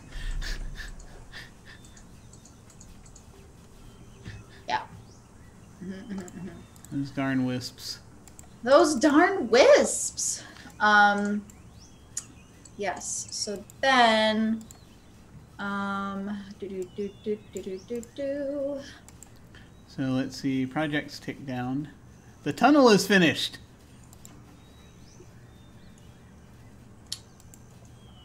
Indeed, the tunnels are finished. Tunnels are finished. Tunnels under the villages are finished. And so, should the humans come back due to the wisps, the slithering horror is prepared. And then, Awesome. So everything goes all right with that? Yep. Okay. They're all dug just to be right underneath the extant places where these things the wisps explained called beds are. Excellent. That's the best possible place for them. You feel free to draw something in to signal the completion of this. And then Cole gets to make a move. I am going to introduce something old, as I do. And I think that there is a cloister of dryads who were here from before. And they basically played dead until the humans went away. And now they're back. Nice. Very cool.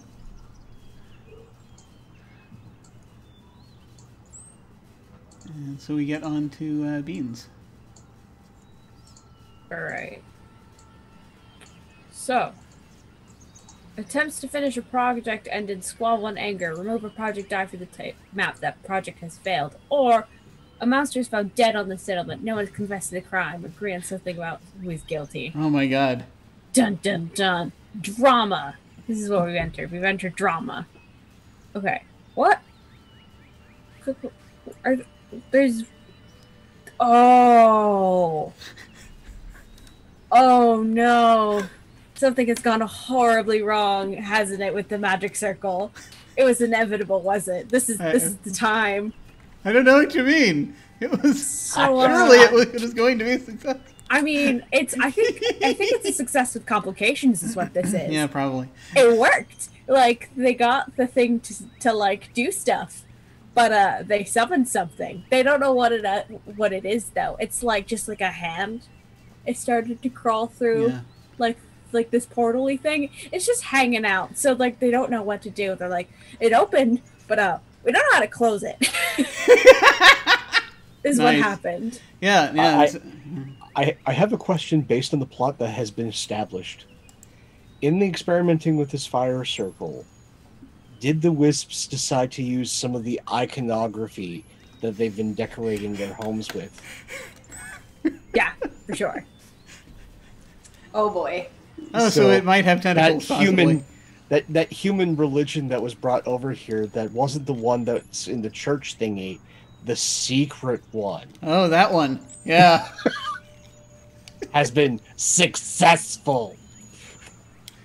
Yeah, and that's also and a thing. then all of a sudden the ground begins to tremble. We're not sure why. They're like, that's weird. I don't know we get earthquakes in this part. Anyway. Like tunnels. So that is the cool thing is that when a card says to end a project early, whoever drew that card gets to be the one who decides the conclusion of the project, not necessarily the person who initiated it.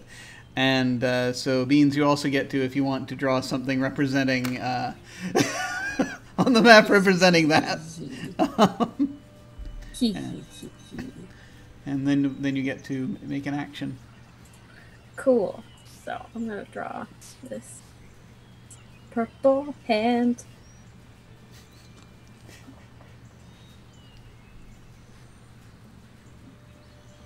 Meanwhile, while this is happening and spooky things are going on, I would like to go back to the Gobos in the castle.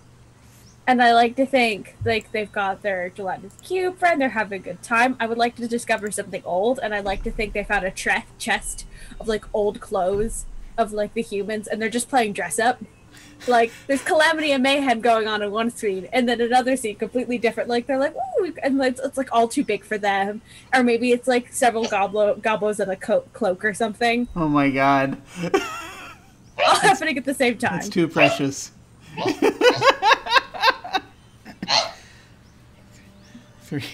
Three goblins in a trench coat. Yeah, this is exactly what's happening. Yeah. So you also get to draw that after you're done drawing. Yeah, I will for sure be drawing. And then it goes on to Pope. And this project is done.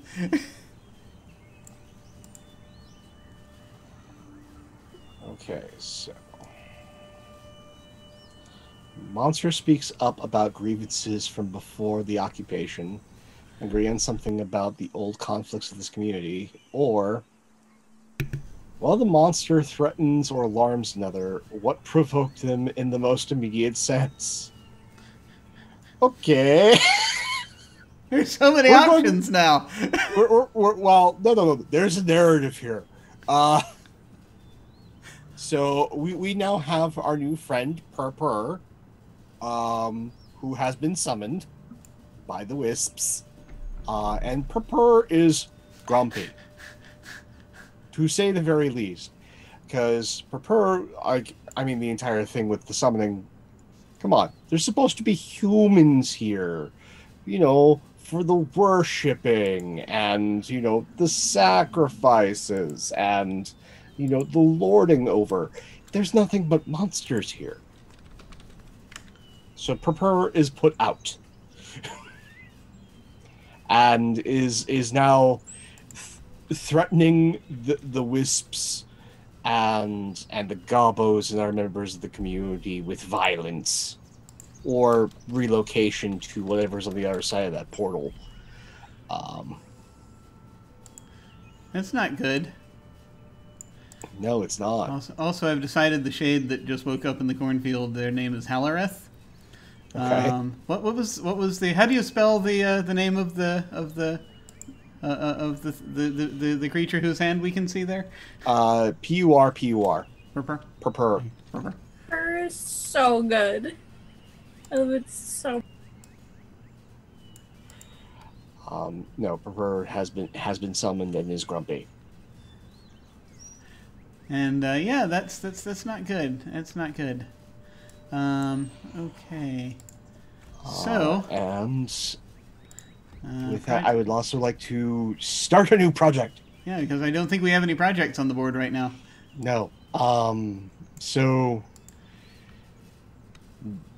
what I'm now referring to as the Gelatinous Alliance has formed. Oh my god. Between the Cube and the Slithering Horror. And for their sake and the sake of all, the tunneling has begun again in earnest. This time, the tunnels are going to be less round and far more cube-shaped. As is right and proper. As is right angled and proper. That's right. And so they are making it so that should the humans return, they can easily collapse the lighthouse into the sea. So they're making preparations to make it so that with but some dissolving into the sea. Excellent. I'm going to say this takes 4 weeks. Okay. Awesome. Into the sea. Did anyone name the cube? I don't think we've named the cube We yet. have not named the cube yet. So that's important. I forget who created. Did you create the cube? Well, I created the cube, but it's the gobos that found them. Yeah, that's true. It depends on. Yeah. So What okay. shall we call you? I need either like something horrifically mundane or outlandish. So I'm thinking either Blurp or Francis. Yeah. What are we feeling? Look, Blurp? Okay, so blurp is the name of the cube. Okay. Is that with an E or a U? I think there's an E, a U, and for some reason an umlaut. Okay. I don't know if I can do an umlaut on this, but I'll do my best. Fair. Bloop. Awesome. So it's to me, and let's see. Someone sabotages a project and the project fails as a result. Who did this? Are they caught? Or someone is caught trying to sabotage the efforts of the community. How does the community respond?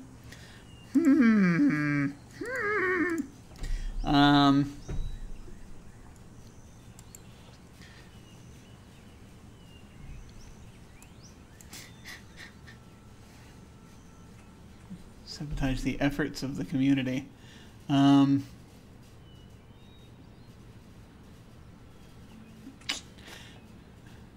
See, the problem is all I can think of involves a project failing, but I don't want that project to fail necessarily. That's currently going on. Someone is caught trying to sabotage the efforts of the community. I think that, yeah.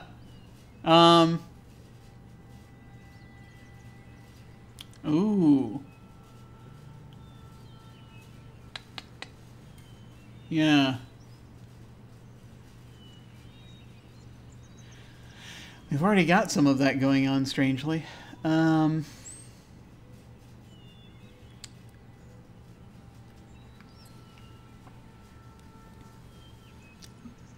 the question is, which side of the community is projects, I think, is another big deal. Yeah, I think that Halareth the Shade is I think the Shade is starting to show up in some of these tunnels where the Yaga are trying to establish homes, and just basically frightening them away.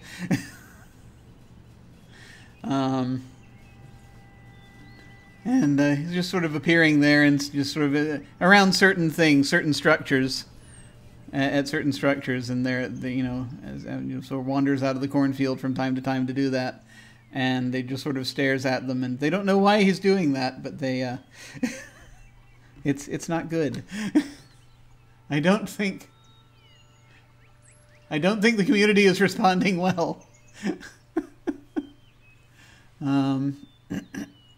I'm sure that's also fine. It's fine. Everything's fine. But yeah, no contempt. No, it's just fine. Let's see. And so let's see. Project takes down one, and then let's see what other terrible thing. What other things should I attempt to do now?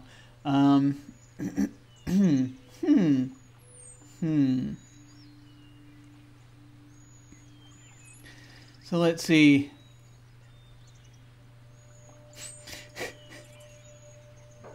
I feel as though the Wisps are going to be a little bit ashamed of the current situation with Purpur, and they're kind of going to be like, we should probably try to figure out how to undo that.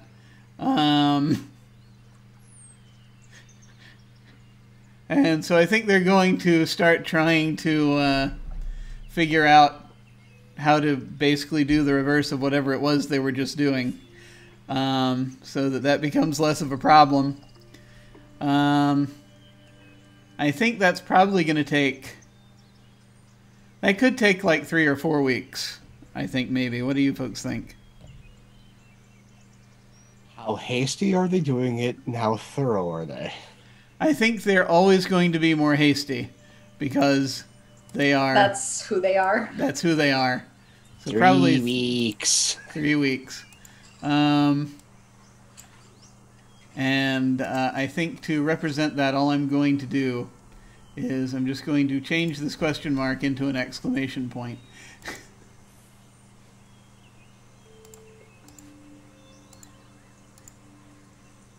They're like, oh crap!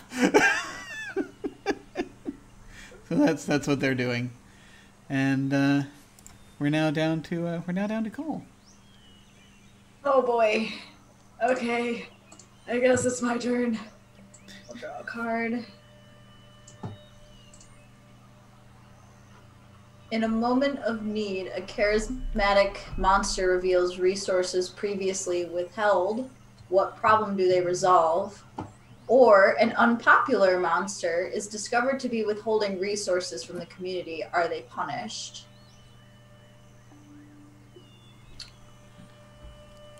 I think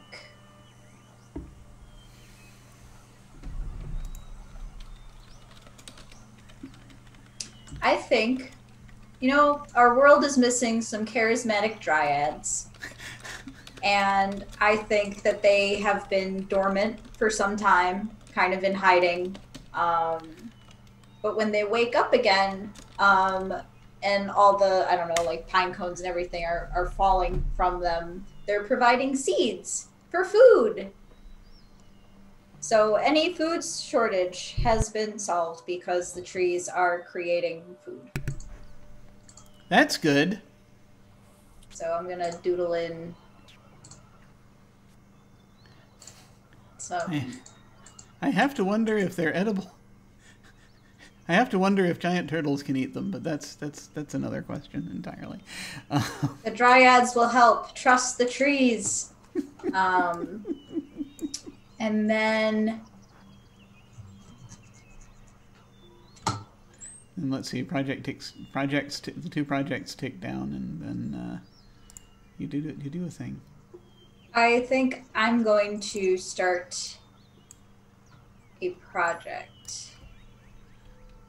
I have two ideas. I think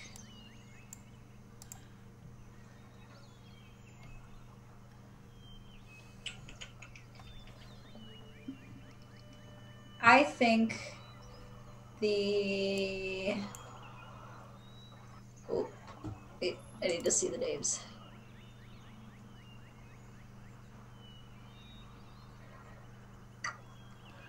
I think the monster birds are going to... Oh, I did not want to do that. Why did that just happen to me? Mm-hmm. Oh. Thank you. So I think the monster birds are going to start taking the seeds and start planting. Ooh. And burying the seeds and getting that going.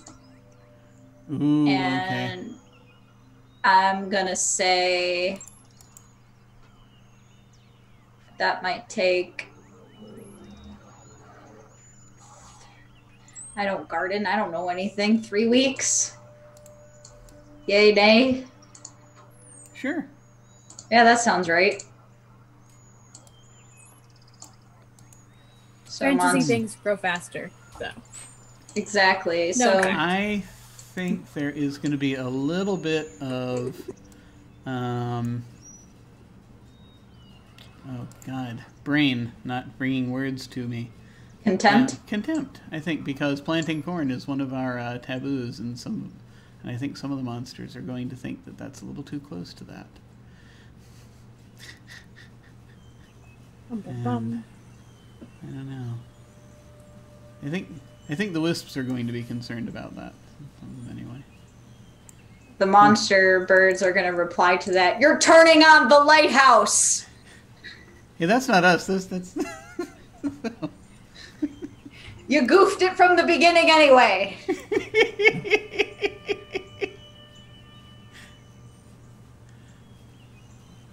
I don't think Chorus is going to care, and I think the Shade is going to be just fine with people planting more corn, so... I don't think the Gobos will mind. Birds aren't gonna do anything, but the bird monsters are gonna gossip all about it. Like, they don't care either way, but they're like, did you hear? Ah! You know, as birds do. They do. Have you ever heard bird gossip? Ugh. Oh dear. Yeah, yeah. Okay, so that was a project, and I think we're down to I think. Oh wait, I guess new season. Let me go ahead and bring out Autumn real quick, and let me shuffle Autumn, and let me yank like half of it away. 1, 2, 3, 4, 5, 6, 7. No, we don't have long. I'm going to actually pull one more away. Okay. All right. Short Autumn, just like the ones around here. So it'll be over to Beans. Hang on. Sorry. Alright. Boop, boop, boop. Autumn.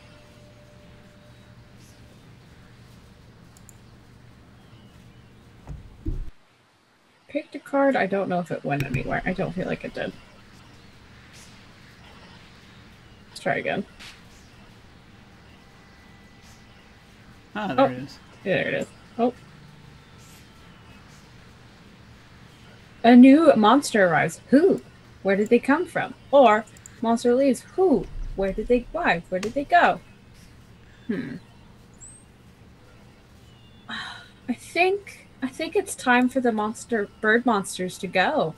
It's getting to winter. I think now that it's autumn, Yeah. I think they're starting to. The baby has hatched. The baby has grown. I think they're gonna start getting ready to head south. I think they're moving on to bigger, brighter things.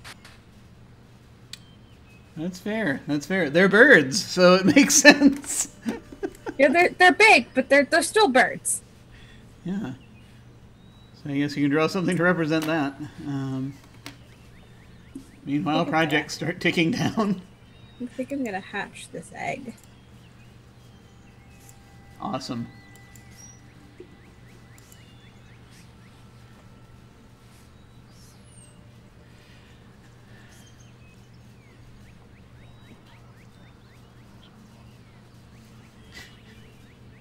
Nice. So while I'm doing that, I should probably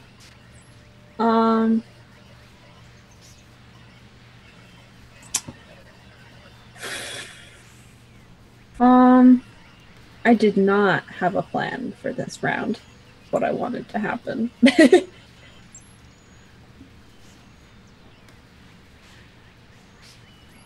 action you want to take?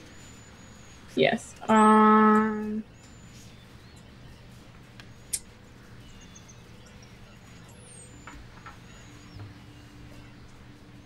think folks are starting to realize that the shade might be a problem, and that the fence that they build is not secure whatsoever. So there was a meeting, and they got together, and they resolved to build a better fence. This time they're going to take 2 weeks. 2 whole weeks. Not enough. They've bumped it. Maybe we need a little more time, so 2 weeks. Nope. And so they're so who's doing it? The monster birds again, because Okay. they like to get things done. Good, good. It's good. I feel like the shade is going to take some contempt. Yeah, whether the shade likes it or not, they did not consider this. I don't think the shade's very pleased about that. Yeah, so that's that. Mm-hmm.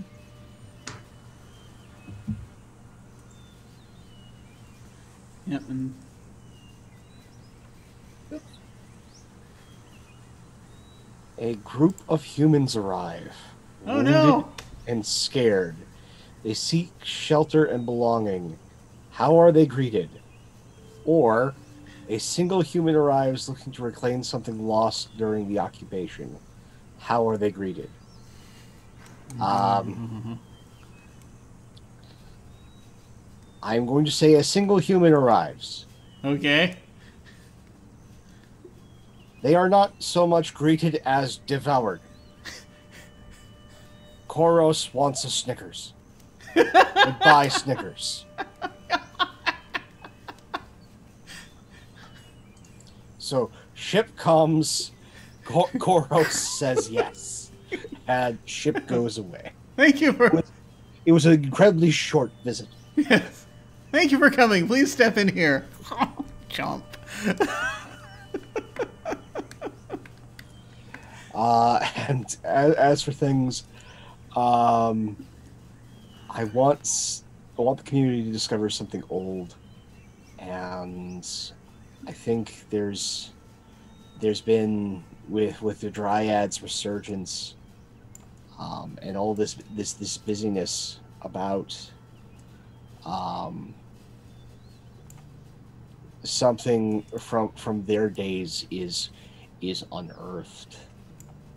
And there are a bunch of standing stones.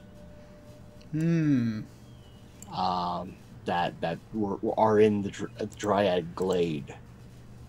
Yes. That according to the Elder Dryad is a means of a place of shelter, of safety should things go wrong, that the community can fall back to.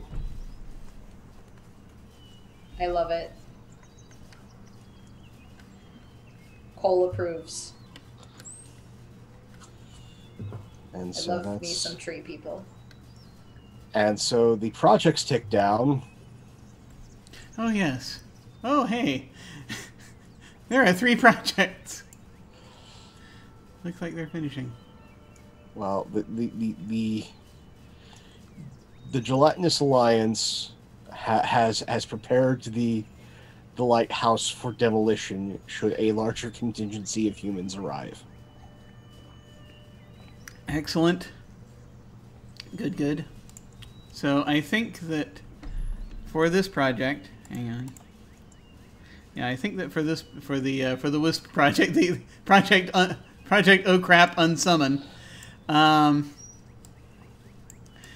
think that I think as befitting the fact that they rushed this, it's only partially going to work. I think that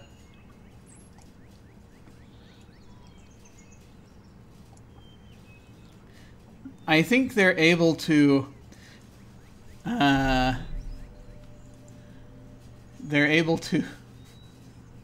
Oh no, oh no, oh no.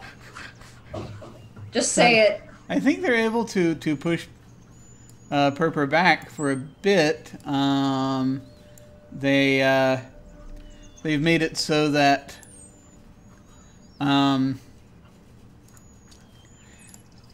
he cannot so that they cannot come, get through directly. But unfortunately, in so doing, the other circle has sprung to life. And now beings working on Purpur's behalf can come through if they so desire. This has taken a turn, hasn't it? I feel like it has.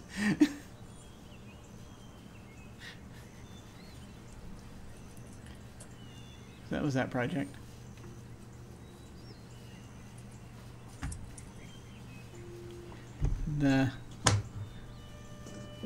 Whose turn was it? Me. Yeah. Okay, so I'm gonna pick a card. So wait, no, well, actually, those were finishing. Actually, well, those were mine. So Yeah. it goes to Jim. Yeah, those things we were finishing projects. Kidding. That's right. Yeah. And so that's the easiest time to lose track of whose turn it is. Yeah. Yeah, if it was Pope's turn, then you still get to take an action. No, I did my action. That was the discovery of the standing stones. Oh, that's right. That's right. Okay, I forgot about it. So yeah, so it does go to me. Okay. Oh look, it's the 10th of autumn. A monster attempts an ancient ritual that ends in tragedy. Didn't we have that already? Add something to the map to represent what was lost, or a monster sacrifices something precious in an ancient ritual for power. I mean, it's more of a coincidence. This is a strange coincidence. Monster sacrifices something precious in an ancient ritual for power. Add something to the map to represent what was gained. Let's see.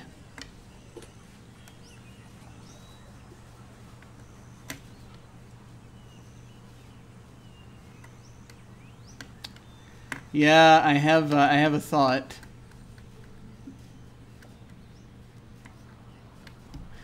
Oh boy.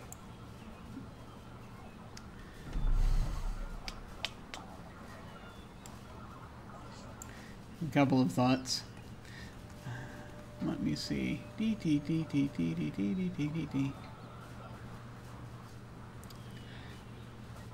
I think that... Why does it look suddenly as though everything is on fire? I worry about this. There's something happening. Yeah. So...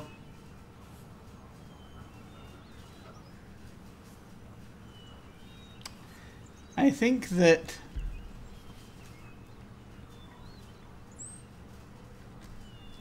it's going to be both a gain and a loss, really.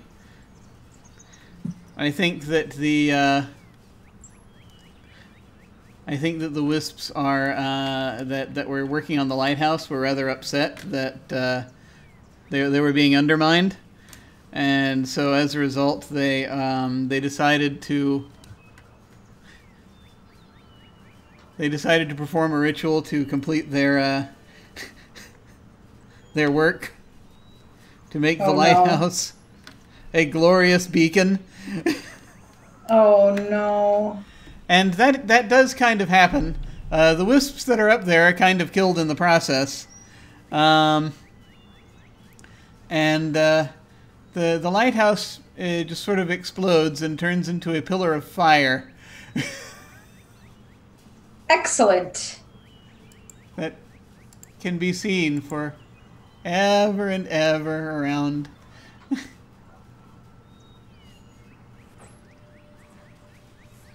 And across plains. Hey, this place is definitely here. In case anyone was curious. Yes. And they see it as kind of a monument of sorts. Monument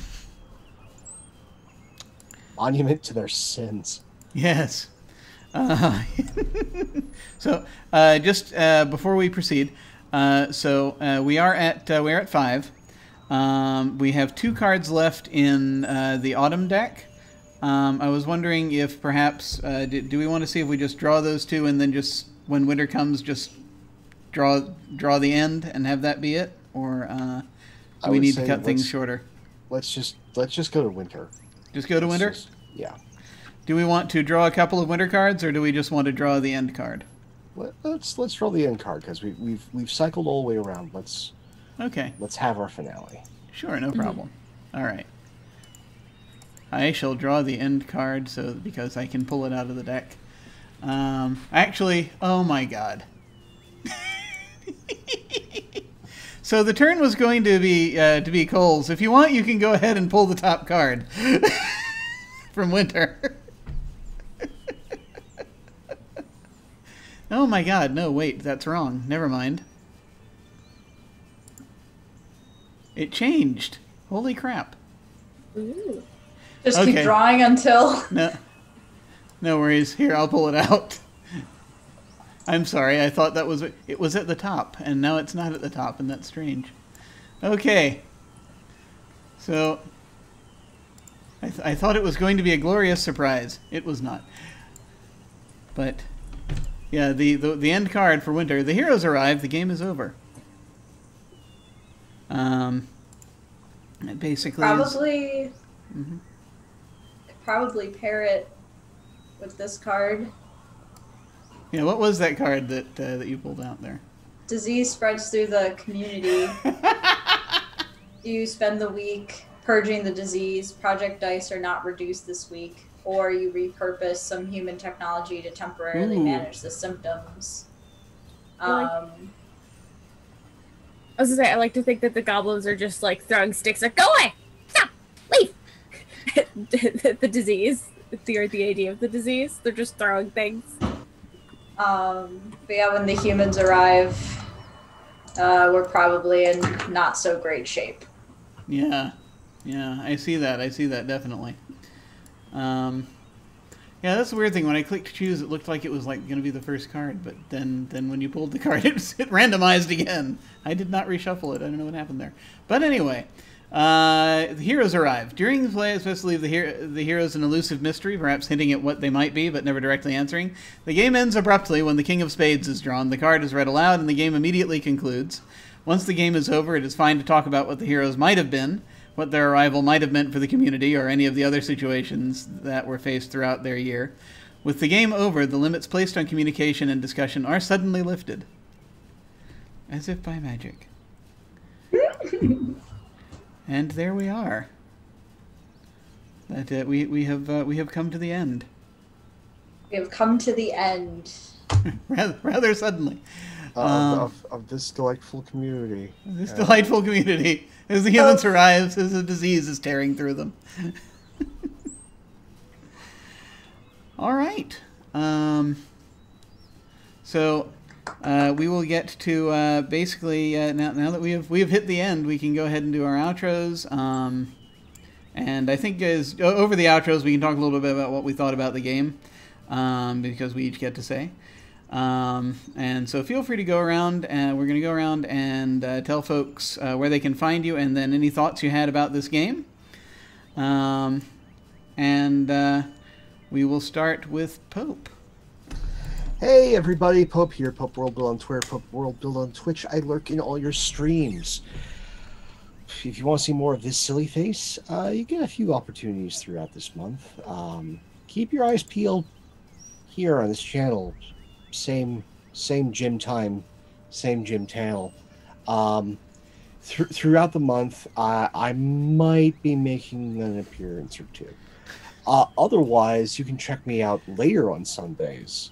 A week from this Sunday, 9:30 Eastern, over on Matev 7's channel, where we get to issue 3 of Masks Sunset City. A lot of stuff was set up in issue 2. We'll see what those crazy kids and the bad old city has in store for them. This was a delight, getting to see all this out. I now want to take these rules, and in this time of COVID, this feels like a nice game of solitaire. This is, you play something out, you doodle, you make a little story, and by the end of it, you have all these little doodles, and you have this tale that you have for yourself or to share with others. This is a great thing to just do around the table with a couple of friends, one other, or just yourself. So no, this was a delight to learn, delight to play, and delight to share with all of you. Thank you all so much for my castmates here, or those of you watching live on YouTube, on VOD, wherever you are. Thank you so much. Take care. See you soon.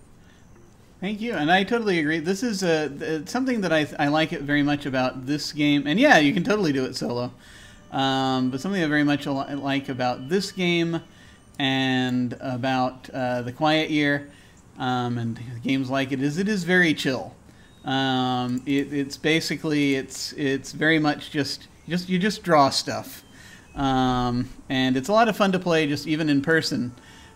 With people as you're doing it, but it's very cool that Roll20 allows us to do this as well. Also, the Deep Forest is free. So I've just put a link to that in the chat for anyone who wants to go check that out. You can feel free to download it because they make it available for free, and I do like it very much. Let us move on now to Beans. Hi, I am Beans. You can find me at Wizards of Beans on Twitter. I play on this channel on Thursdays, and our Sprawl game will not be here this week. We'll be here 2 weeks for our big ol' finale.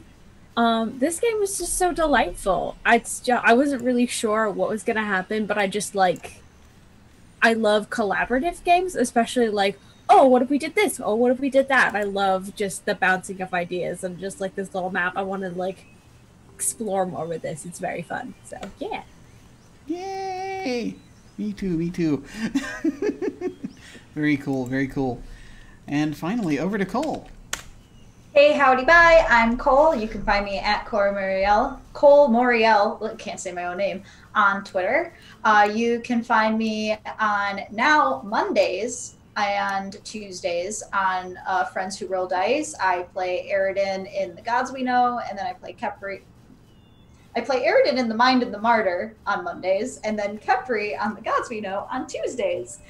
Lots of fun stuff going on behind the scenes over at Friends Who Roll Dice, and if you're interested in some community games, hit me up, get you into the Discord, come hang with us. Lots of cool stuff cooking in the kitchen, and yeah, that's me. Catch me on Monday. Yay. And do you have any final thoughts about this game? I was reading through like the design notes while I was skimming this, and this one sentence I wanted to write a game about the ways that collective recovery can shape a community, bringing people together or fracturing them, erasing difference, or forcing us to see it more clearly. I really like the emphasis on community and sort of reclaiming a space for yourself and making it your own, and what that healing process sort of looks like. It's a very well designed game, and it was a lot of fun, and it is very relaxing, especially right now. Yeah, definitely. And yeah, I definitely think this is at least at least a little bit helpful for anyone who wants to get that feeling of like reclaiming a thing. Which I think is very poignant at the moment. Definitely, I'd say definitely check this game out because it's really good. And thank you so much for coming and playing. This has been awesome. As for me, who am I? I'm Jim. You can find me at OtherDoc on both Twitch and Twitter. My website is jim.com, where you can find my Geek Observation podcast and links to my various other podcasts, audio dramas, writings, and such. I have links down below to my website, Twitter, YouTube channel, and some of my fiction and games I've been working on, along with links to game signups and applications to join our Discord. Just one more time, I'm going to mention the Vale project that we have on our Sprawl campaign that we are doing a drive for. Please check that out. Again, be giving bail assistance to protesters. We are Team Phyllis, and we made our goal last time. Our initial goal of 500, we bumped it up to 750, and we just hope that we're going to have it running for as long as the Sprawler lasts, which is probably just one more session, so folks should check that out. Then again, of course, also please check out Campaign 0, dedicated to ending police violence. What's happening here? Well, on Tuesday, we're actually taking this week off from our Dark Matter campaign, and we'll be coming back on Tuesday. Which is on Tuesday. We're going to have the premiere of our short campaign for July, which is 50 Fathoms. It's a Savage Worlds game, a fantasy pirates, basically, in a world full of water. Buried under a world that was buried under 50 fathoms of water by sea hags, and so very much looking forward to that. Folks have been getting their characters together, and we're going to do our session 0 on Tuesday. Then we actually then there's nothing else till Saturday because again we're taking this coming week off from the Sprawl. On Saturday night, Invisible Sun, The Edge of Paradox, where they're dining in a place called the Enigma. We'll see how they answer the Enigma when we get back to that. Then Sunday, a week from today, we will have a one-shot of Stille Nacht, which is it's basically a ghost story set in the 1720s at a coastal German village that had dealt with a flood the year before, and they're trying to solve a murder and put a spirit to rest. And it's a lot of fun to play. Kat will be here, Cleric of Cord, guest GMing that one. And I'm very much looking forward to that. I got to get that cast. As we've got 2 of those happening this month. Kat's doing one, I'm doing the other one at the end of the month. Sign-ups are open for that right now. Sign-ups are also open, or about to be open. As soon as I can finish the form, sign-ups will be open for a one-shot coming up of Monster of the Week that's going to be happening in a couple of weeks or so. And that's going to be, the keeper for that is going to be someone you can see in front of you right now. But I won't say who. It's a mystery. We can't imagine who it could possibly be. But I am very much looking forward to that one. So when signups for that open, which will be shortly, and then you can go to all signups by going down below and clicking on RPG signup, or you can go to jimyesthatjim.com and click on game signup. Signups will be there for Monster of the Week and are there right now for Stille Nacht still. As always, beginners are welcome. So let me see. When we hit the end card, I shall, let's see, who shall I send a raid over to? I see that Chromatic Chimera is doing something, or Chimera, depending on which side of the room you're standing. I forget how to pronounce things. They were doing something. They're not doing it now.